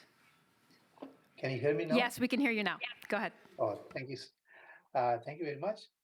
I think we're all hearing since morning, focusing on this topic, how to bridge the skills mismatch and how to make the skill systems demand-driven to the labor market needs, as well as we were discussing also how it can meet not only the labor market demands, but also the personal aspirations also. So there's no dearth of strategies, various, even the TVET strategy of UNESCO is one of the recent attempt also. But my experience, what I will say, I'll not go into details of this report because this report is still being finalized in the final stages. But I will say more or less, with my experience also, there are some crucial elements are there. Most countries currently are struggling with the issue of skills mismatch, and they're making efforts with varying degree of success. So based on the good practice in various countries, what we can see always, the first foremost is the role of social partners. That means the ownership, how to build the ownership of both employers and workers in the skills development system. That's very crucial. Not only just involving building an ownership of that one, how to give the leading role to be played by the, well, whether we call industry, productive sector, private sector, is very, very crucial. As the world of work is changing faster and faster, no system on the earth, whether we call skills need anticipation, then responding to the needs, it takes years and years. So very crucial that these players, which determine the demand, basically where the demand takes place, they are part of the system itself. And how it can happen? It can happen, it has to happen at all level, but particularly most importantly, as this workshop, this conference is happening in Germany, duality principle is the most important.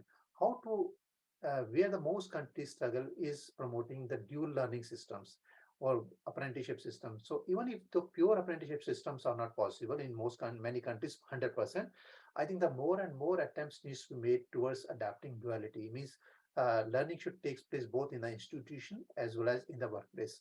So that way, it has to be it is very crucial. Second is building an ecosystem for lifelong learning. Nowadays, we need to talk about lifelong learning, not just TVET only.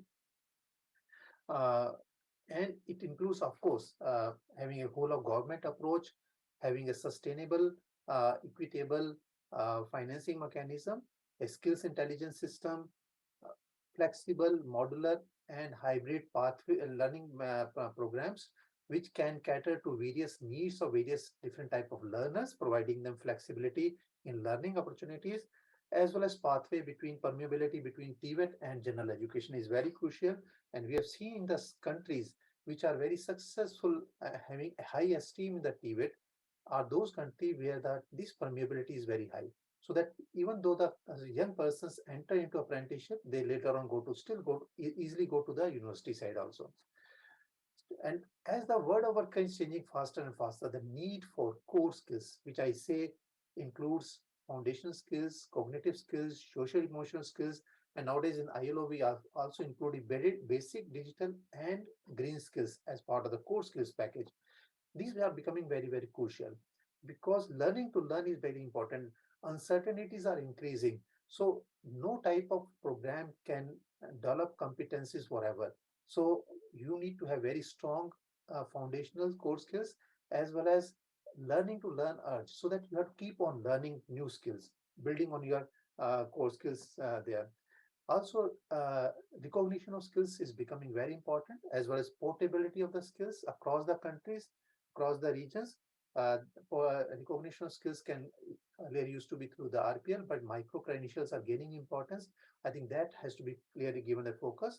So I'll not go into more details of these one, but the ecosystem has to also include autonomy and other issues. And lastly, I will say effective monitoring and evaluation system is required so that policy making is based on the evidence. So far, most countries are doing policy making without knowing exactly what is the data, how effective are their past initiatives. It's more based on without any impact evaluation, without any information, specific data, policy making is taking place. So I will stop it here, but I will complement, provide more information later on. Thank you. Thank you, Ashwani. And I'll ask Ramon to take over because I saw you nodding at a few points there to what Ashwani was saying. So what do you think is the key to lining up the demand and the supply of skills? Yes, thank you for the opportunity to join this panel. I think one of the big challenges is to understand that we have two different worlds operating here, the world of education and the world of work. And in order to better respond to the needs of the labor market, I think we need to first understand how these two worlds operate, and then to build bridges between the world of education and the world. I come from the world of education, so for us, it has been always difficult first to understand the logic and the operation of the world of work in terms of productivity and in terms of how it works. And I think if governments and organizations working in TVET find this way to communicate this world, and this is the difficult process is that there are no single recipes for that either, because it depends on the country, it depends on how the education and training system operates, how the labor market operates. And what has worked from our experience in Latin America and the Caribbean, what has worked in other regions of the world might not work in the region because of the particular features of the labor market and the educational system and the culture. So I think that point is key to bridge this gap between the world of education and the world of work. Another thing that I think is important is to get more commitment from the private sector and especially the labor market in education and training, because what happens in most countries in our region is that even though the private sector participates, but the commitment is still perhaps it could be improved in terms of not just investment, but also in the implementation of the system and in the appropriation of the results of the training system and the whole operation of the TVET system. So I think that's another key point. I think there are different ways, and in different parts of the world, we've seen different ways in which this commitment from the private sector has been achieved. I think also the governance system that is established in different countries helps when the private sector finds a way to participate with more responsibilities and more capacities to make decisions and take responsibilities for those decisions. I think it works better. So I think that's another important issue. I think strengthening the capacities of especially teachers and also TVET leaders is also key to improve this response capacity also of the TVET system.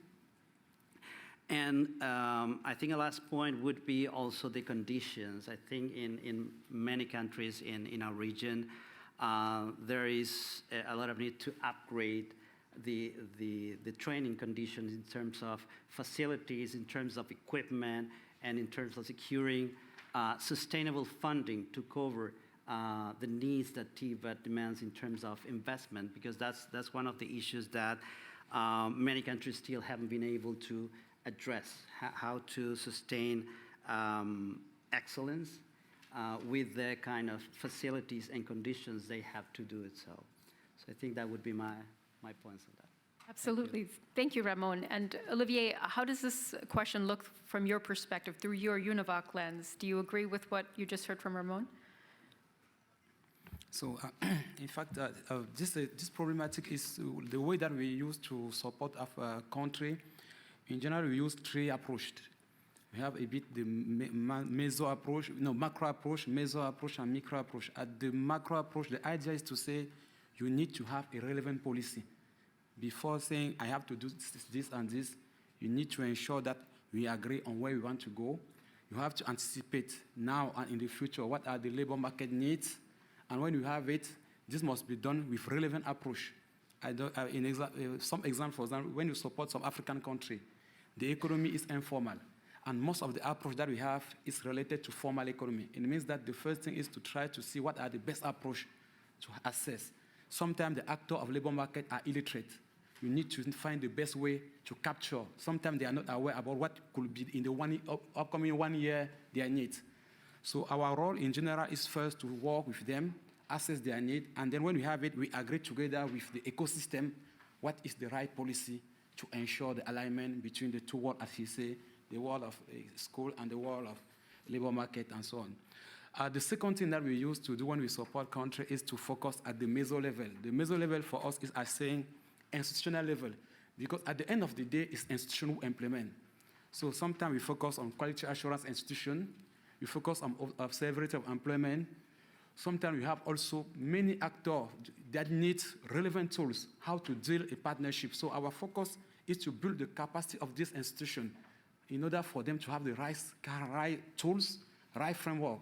I give an example. Last year we support the Malian Observatory for Employment and Training. It was 1 year support, and during the 1 year, we built the capacity to have a certain number of tools to assess the labor market needs, to have the tools to build a public partnership, public-private partnership. We also support them to have what we call a TVET emis system. In fact, in many countries, sometimes it's the Ministry of Education who do the yearbook on labor market and so on, but they are not equipped to know it. But this observatory know how to understand the labor market and know how to translate in the language of the education system. So this helps the observatory to have the right approach and to better support the government. So after this meso level in general, also we try to focus at the capacity building at individual level.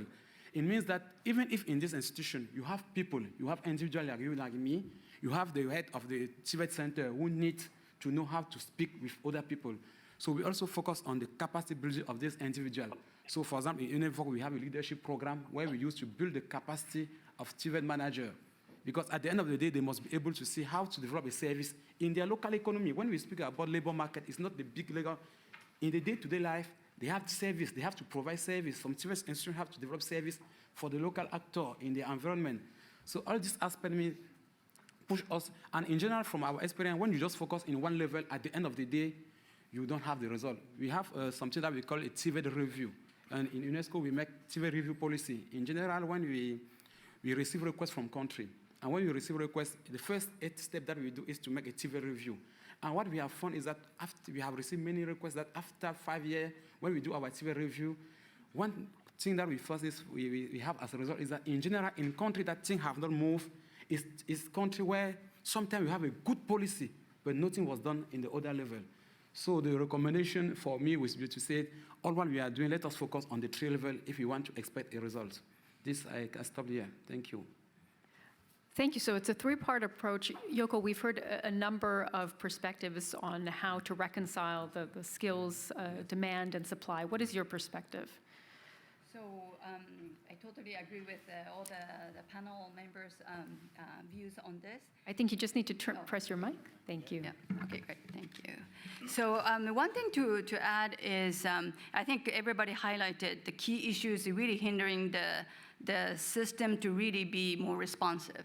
I think especially in the low and middle income countries, what they're facing is some of the things that have been already highlighted, some of the financing issue, lack of funding, lack of capacity. Sometimes it's a fragmented system, the governance mechanism in place. Unlike some of the other level of education in many countries where we have only one Minister of Education or maybe 2 Ministers of Education responsible for basic education or tertiary education, TVET system is usually supported by multiple ministries. Sometimes Minister of Education, Minister of Industries. Some of the training for medical doctors are provided by Ministry of for Health. And I think this fragmentation is also making it very difficult for them to be very responsive. And as you mentioned about some of the capacity issue runs from the macro level, the policy-making level, to the institutional level. And also, even though the private sector has a strong demand for certain skills, they are not able to either to have a mechanism or capacity to communicate with the institutions that they produce some of the skilled labor. So there are multiple, quite a few issues that combine, and that's really, making it difficult for formal TVET system to be responsive. And based on our experience, even from the bank, we have, just to give you one example, and also this reforms take some time. And of course, it requires financing. It requires really comprehensive reform programs to support different type of aspect of reforms. So one example that we have is from Bangladesh. And we have been supporting the formal TVET system since 2010. And the first operation that supported the reform of TVET run for 9 years. And of course, now we have started engaging with the government through the second operation, but it's still, the reform is continuing. But I think what I like to highlight here is really the opportunities. What Olivier has highlighted, some of the interventions that work is really the capacity building.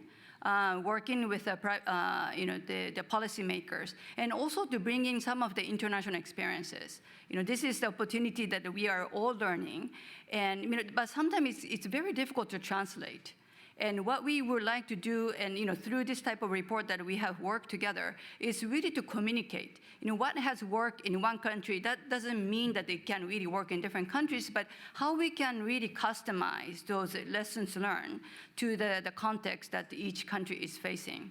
And also, some of the interventions on being responsive, to put in place a mechanism, especially for graduate tracer studies, or employers' feedback or satisfaction survey. These are really not taking place in our client countries. So how can we really strengthen the system and also to strengthen the officers who are responsible for at the ministry level, but also at the institutional level, to take up this very important mechanism to put in place. And also to build some of the career counseling or job placement support necessary for really being responsive to the private sector. And also some other example that we have is from Africa. Mozambique has also implemented some of the comprehensive reforms in mid-2000. And what they have done is to really strengthen their responsive to the private sector. And they have made their system more flexible so that some of the graduation can be or the exit from the with the qualification can be obtained at the different level of TVET system. And also, we have a regional operation. Sometimes it's difficult to implement one project in each country, but also to have a synergies among a group of countries. So we have a regional operations called East Africa Skills Transformation and Regional Integration Project. It's called ESTRIP. What they have done is to really support the regional flagship institution. So really to take some strategic decision to harness some of the strong institution to show some of the intervention that can work in flagship institution and to share the lessons learned for other institutions. So let me stop here. Thank you, Yoko, for sharing those examples. And I'll ask you all a question about another big topic that we discussed today, which is inclusivity in TVET systems. Before I do so, I will, after this round of questions, open it up to the floor. So do prepare any questions that you might be thinking about now for our speakers. Ashwani, I would start with you. One of the issues that was discussed is how to make these TVET systems, more inclusive indeed. In your opinion, what policy options would allow for more gender equality in the approach to TVET systems and in skills development? Thank you very much. Can you hear me? Yes, we can hear you. Thank you. Gender equality and empowerment in employment and training is very important for equity and poverty reduction. Now, some of the key, what we have found is that key gender issues which needs to be addressed in most of the countries include, the foremost is the mindset. And this mindset is not only of those who are providing the training, it's also from the community side. I'll give an example. Recently, we were working in one of the country, I'll not name the country, where normally the women are not in the labor market, particularly in the TVET sector. They are working more like in unskilled workers. And a lot of tourism is there, hotels are there, but most of the persons working there were the immigrants. So on one hand, the country, the unemployment is high, but then the opportunity, job opportunities goes to the immigrants basically. Now, when we developed an apprenticeship program with the hotel industry there, it was very successful. But when we tried to promote to the women, the religious and cultural bias came, where the communities were not ready to first send the girls to work in the hotels. And hotels, these 5-star hotels had their uniform code, dress code, whereas culturally they were supposed to wear a very different kind of a dress code. So there was I'm just giving an example where a clash comes also in the labor market needs as well as what the society feels. So in mindset, I will say there's already, we all know in most of the country, there's occupational segregation. We always think what women should do, what men should do, which occupations are suitable. Role segregation is there. Then of course I mentioned cultural and religious constraints are there. But then from the provider side also, the training providers, teachers, trainers, they also have a gender stereotyping in the training programs and the curricula. So they use materials in such a manner which depicts already that a particular either man or woman has to work in a particular manner, which creates mindset right from the beginning also. Of course, there are some other difficulties are there. What I will say in the strategies for promoting gender equality, I will suggest, like for example, Oliver mentioned about macro, meso and micro level. I'll suggest 4M approach, including the meta level. Starting with meta level. Meta level is more about building awareness of the importance of gender equality and empowerment for sustainable development of the society and the country as a whole. And the focus should start from the women themselves, their families, communities to which they belong to, as well as policymakers and other institutions. Everyone needs awareness building. At the macro level, we have seen, I'm saying based on the successful impact from various countries, I'm just mentioning that one. When policy making is taking place, it should, women should also be part of the policy making process. It should not happen that men are making the policy for the women. Both has to participate.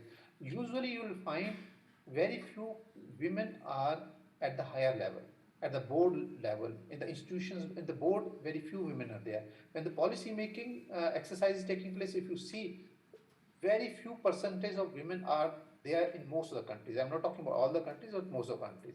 So this has to change also. Similarly, women are heterogeneous group. We should not think their needs are very uniform. So their interventions has to be customized as per their needs also. And for example,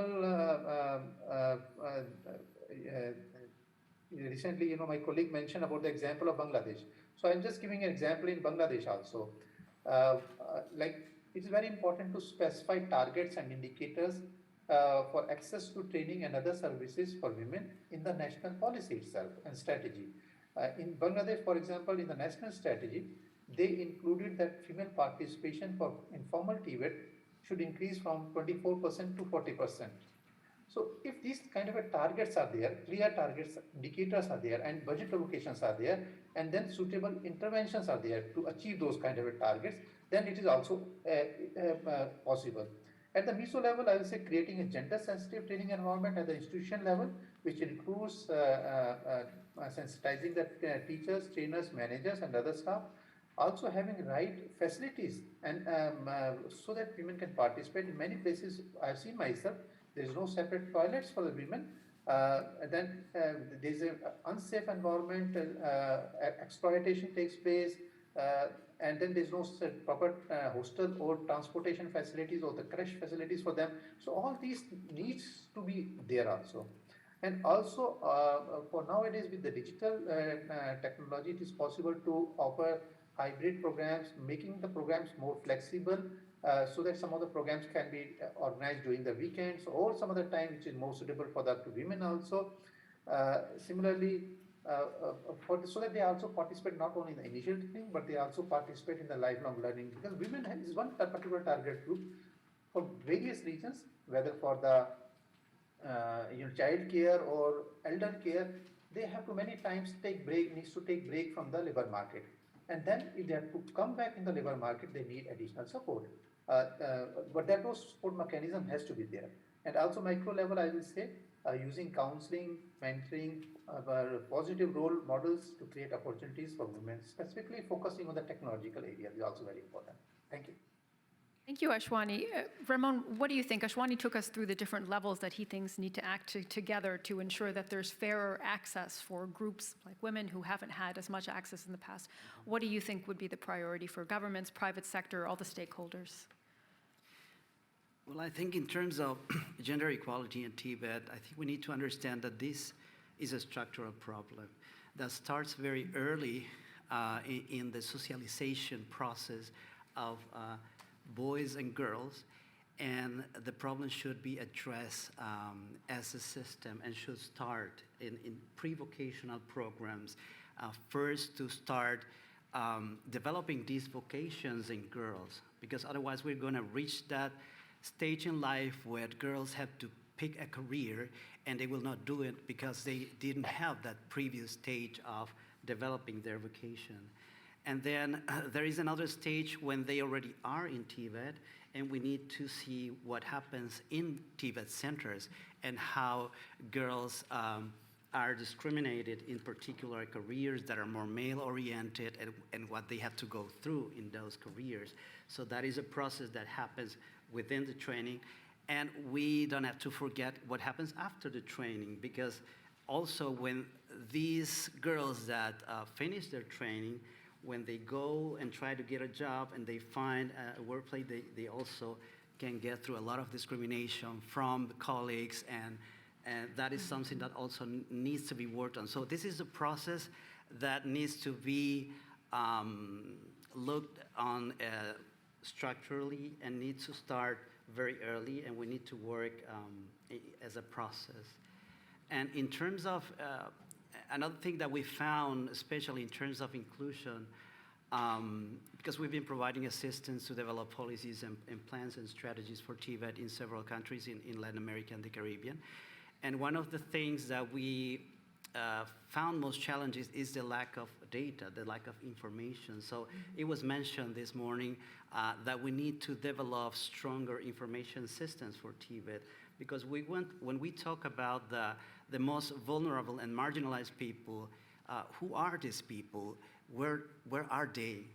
What are their needs, their expectations?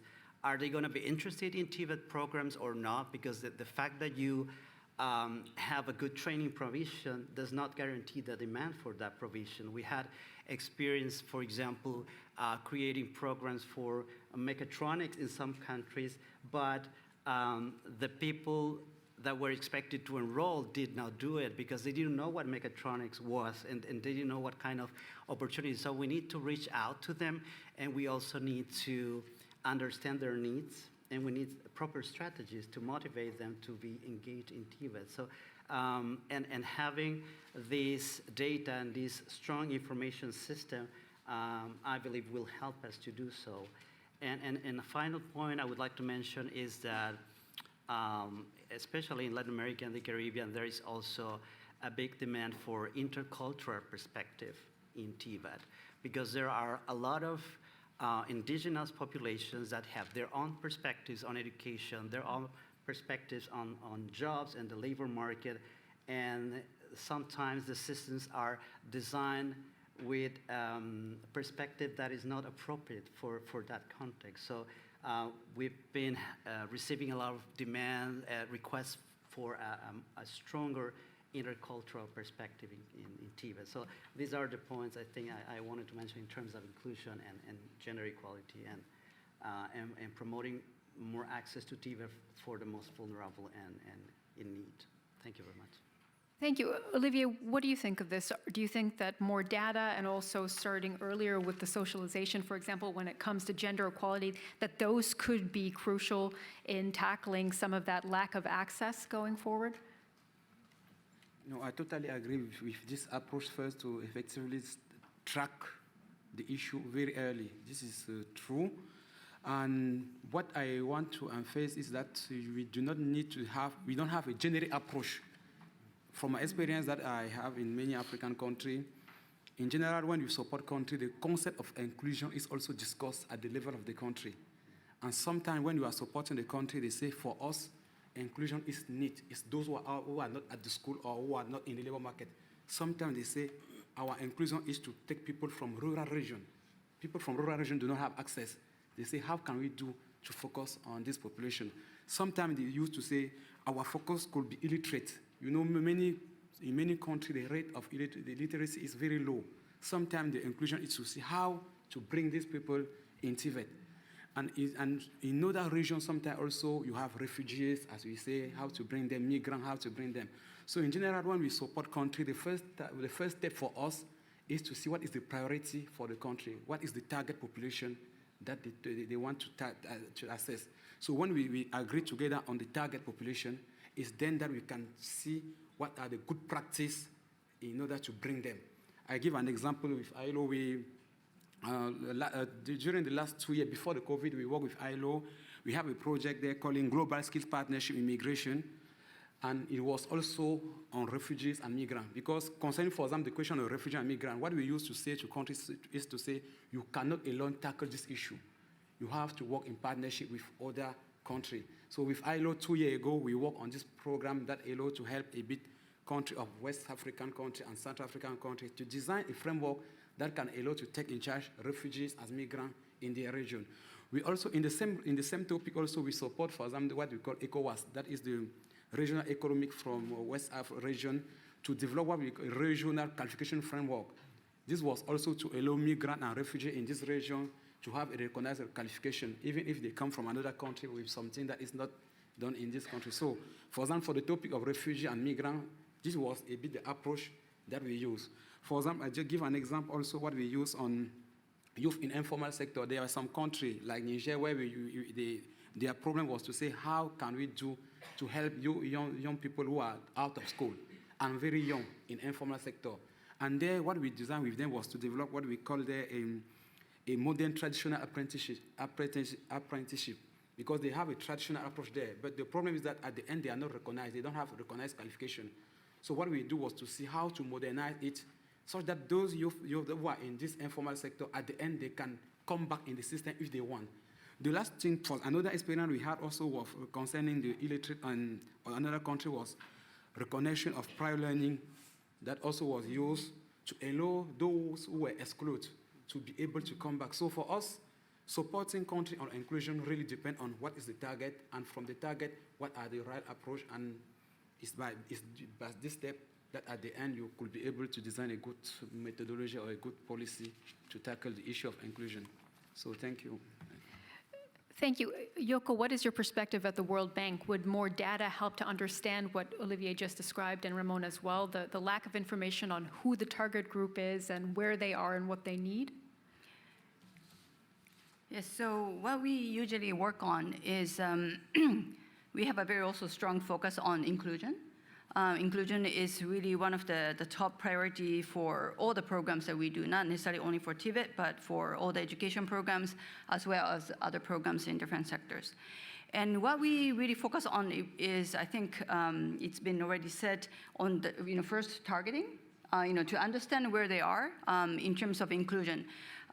Inclusion not only from the gender perspective, but especially now we focus on students with a disability, and also some of the ethnical,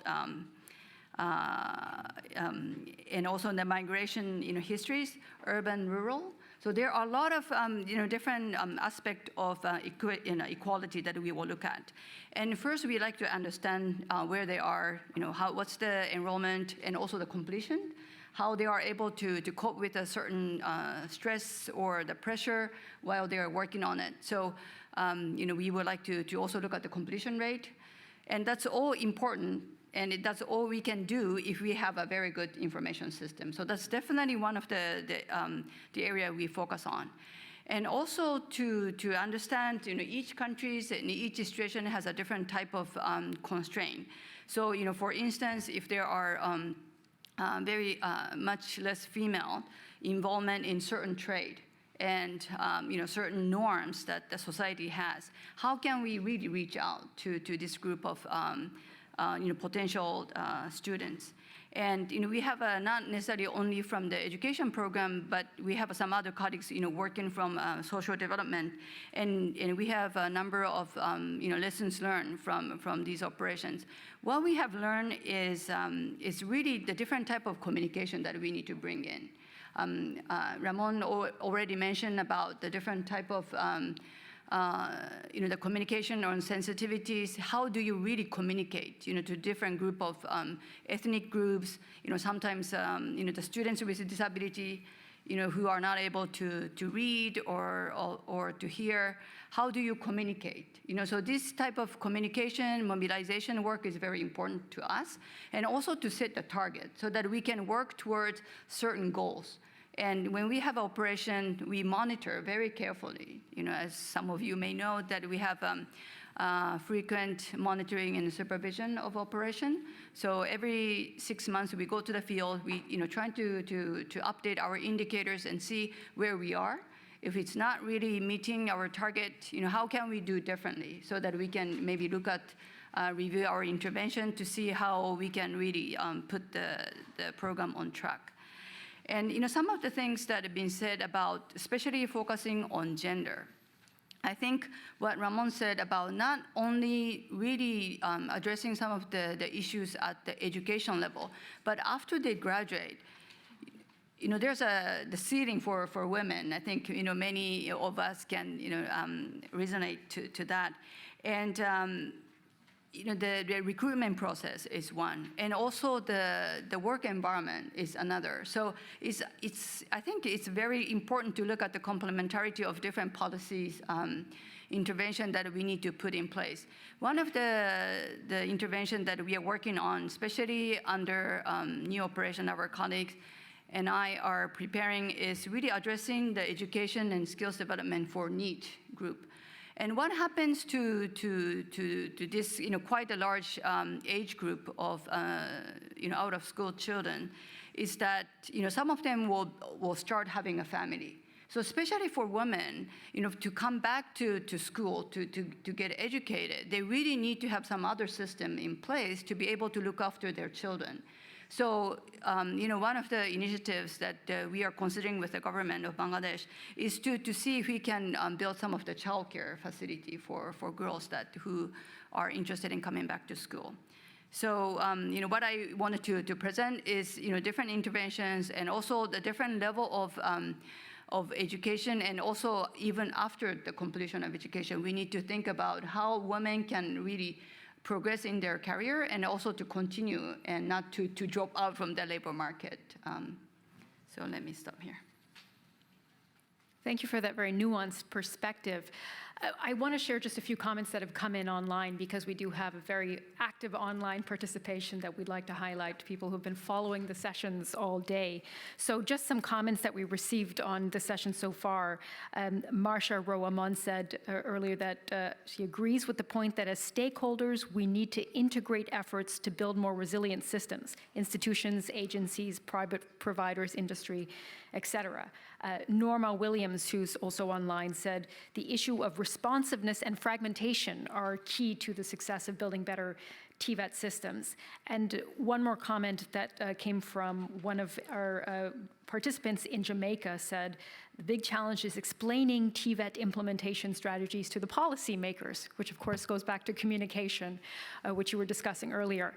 So those are some of the comments. Are there any questions here in the room that we could put to our panelists? If you have a question, raise your hand and you can turn your mic on at your chair. Any questions?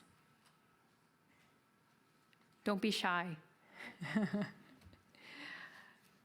Well, I'll let you think about it. There is a question that has come in online as well. So if you have any questions, think about them. And in the meantime, I'll put this question to our panelists. The question is from Helenio Nualia. How can a TVET system be more inclusive and responsive to increase access? For example, how can a TVET system support youths that cannot yet go to work but are out of formal education? Who would like to field that? Of course. So the question was, how can a TVET system support youths that cannot yet go to work but are out of formal education? So it goes to the question of inclusivity. So yeah, I understand. The question is related to the fact that there are some youth who cannot go to the formal school, and how TVET can support them. Yeah. Yes, this is a bit. So on our point of view, those is a bit like out-of-school children, like because they are not in the formal TVET system, they are not in the education system, and they are asking how we can support them. I think that the first thing in terms of support is first to do what I was saying, build a good national qualification framework. Because the notion of the qualification framework go above the system. You don't speak about formal system, you speak about the skill development system. So even if the youth is not in the formal system, if you have a good national qualification framework, you can be able to give him the possibility to come back in the system. You can create pathway such that even the youth is in the I can say, informal sector, I can say is jobless and so on, he have the possibility to come back in the system. So this is the first approach that's in general used to give the chance to them to come back. The other system that we have found in many countries is that they are what we call incentive. You can keep them there and develop short-term training, but use what you call like badge, like credential, so that they can use the way to learn. They are not obliged to come back, and they can continue their career, they can continue to work, and later they can recognize what they have learned during all the process. So, for example, in African country, what they used to do, as I was saying, is that they push you to go, for example, in apprenticeship. Because if you are not in a formal system, it means that perhaps there's a reason why you don't want to be there. So the idea is not to force you to come back to the formal system, but it's to assess your need where you are and try to push and to go way up with you in this apprenticeship. So this is some idea that we use to propose in this context. That's a good response to that context. And Ashwani, I want to give you the opportunity, since we can't see you necessarily waving, if you wanted to respond as well to this specific question. Okay, thank you. I think I fully agree with Oliver. In addition, it's more like offering second chance education opportunities also. So those who are already out of the school system, while access to formal education or training should be also, provision should be made. But those who still doesn't want to go directly to the formal education training, normally there are methods like pre-vocational or pre-apprenticeship programs have been started in many countries. Because many of these may not be eligible for formal TVET programs also, or they may not have interest. So these pre-vocational or the pre-apprenticeship programs basically allows them to, these are normally short-term programs, which allows them to understand, go through the program and build the necessary prerequisites required for the formal program. So after that, they also see their aptitude. That allows them to see their aptitude, whether they like to go for this kind of occupations or not. So it really becomes a bridging course for the formal TVET system also. But building like as Oliver was saying, building their foundational skills, core skills is very important. And through a system of short-term courses which are linked to qualification systems, not just standalone system, but gradually they can keep on learning, getting their skills recognized through the badge system, micro-credentials or RPL system, and then keep on learning and as well as start working in the labor market. Thank you. Thank you. We do have a question here in the room. If you just pull the microphone towards you and say your name and affiliation, perhaps.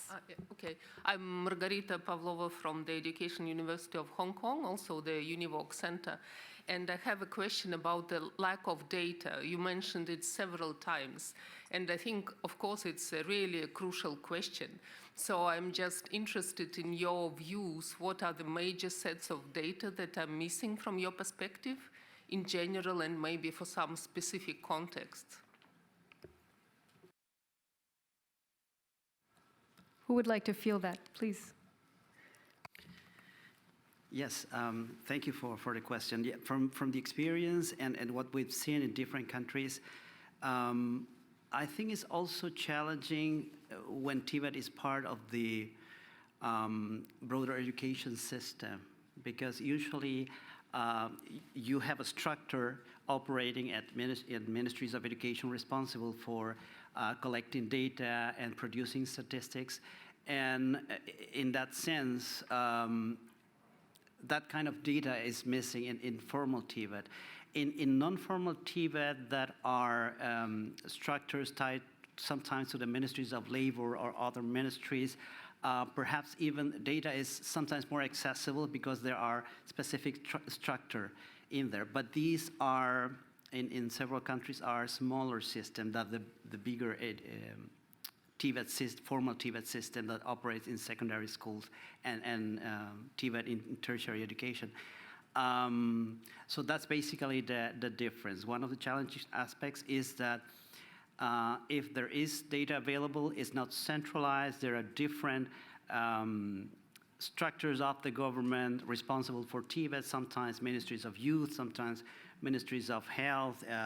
In many countries, the ministries of agriculture are responsible for that kind of area, TVET area.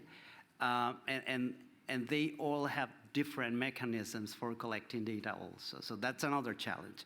The lack of data and the fact that data that is available is often scattered among different national authorities responsible for TVET.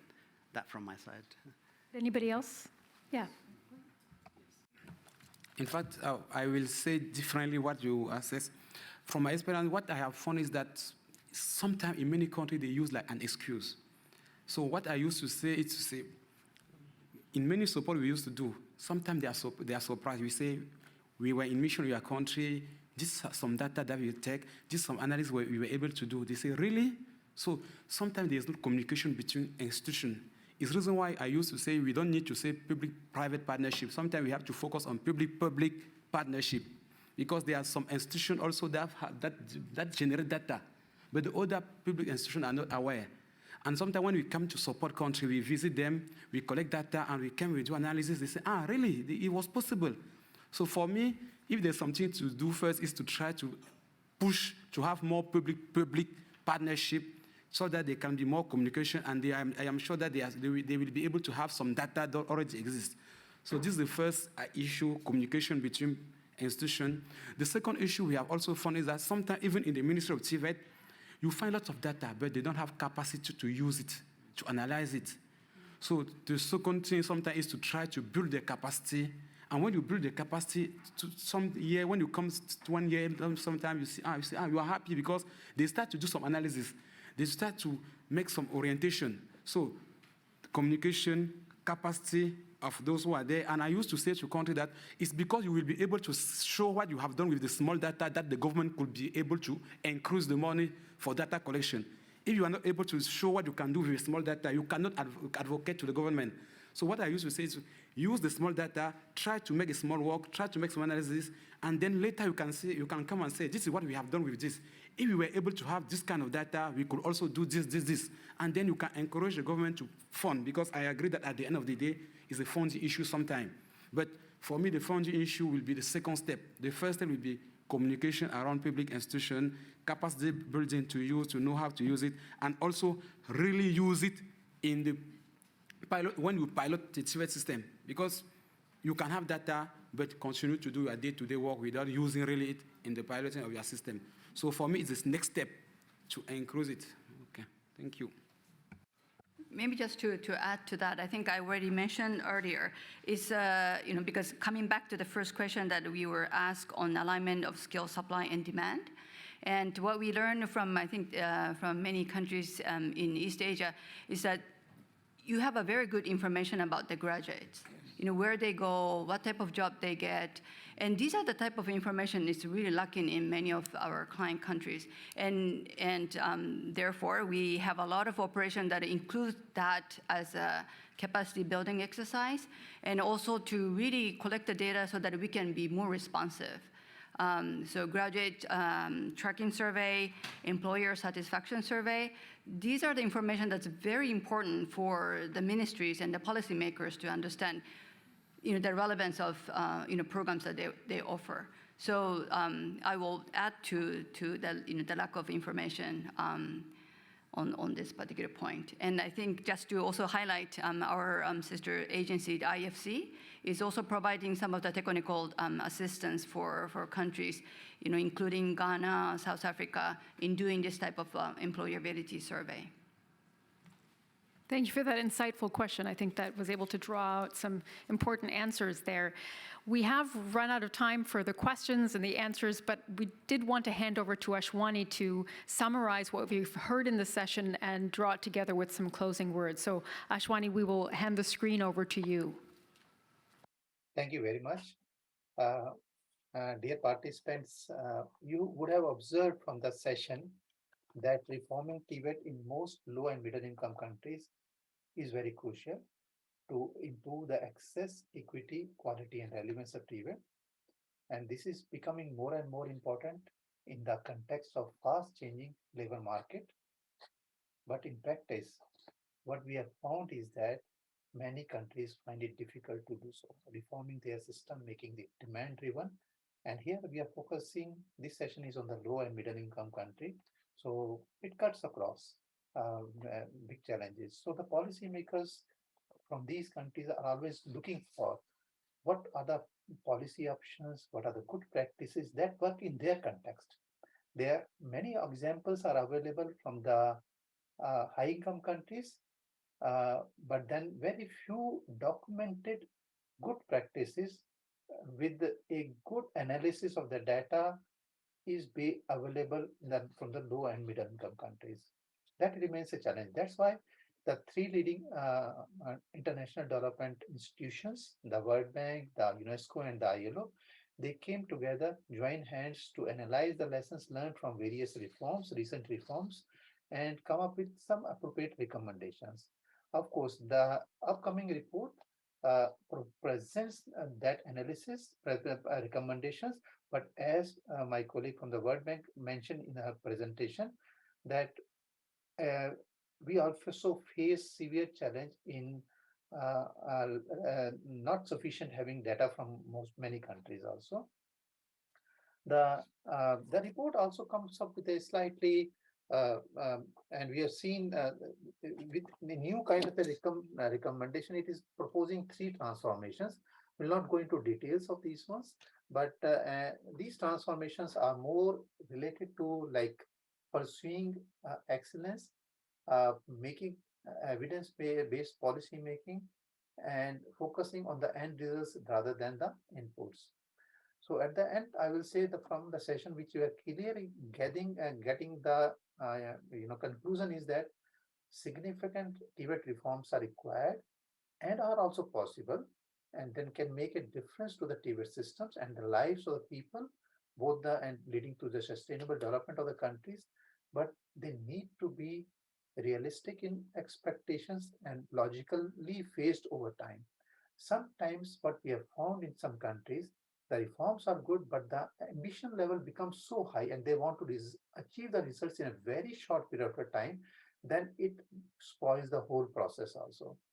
But also, as the panelists have mentioned, there is no uniform recipe for TVET reform. Each country should identify its priorities and sequencing for reforms based on a shared vision that balances critical trade-offs. With this again, I will say thank you very much for all the participants who are physically present there, as well as those who are joined online for listening to this, participating in this session. And we hope to remain in touch. If you have further queries, please do write to the UNESCO or to us. We will definitely respond back to you. Thank you very much. Thank you, Ashwani, so much as well for those words. And we have indeed run out of time. I did miss one question, unfortunately, but I would ask you to direct that to the panelists in your free time now, because some are involved in the formal and informal networking that's coming after this. So we do have to close this session. But you do have the opportunity to mingle and perhaps ask your question at a later point. So, yes.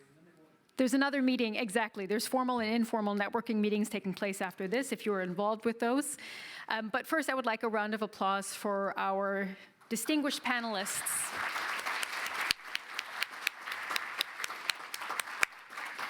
Thank you very much. And if you are not involved in the networking sessions this afternoon, just to make sure that you join us tomorrow for our second full day of the conference, starting at 9 tomorrow. We'll meet here. Thank you. So for the network meeting, we have 2 colleagues outside who is waiting for those who will attend the network meeting. It's in the other building.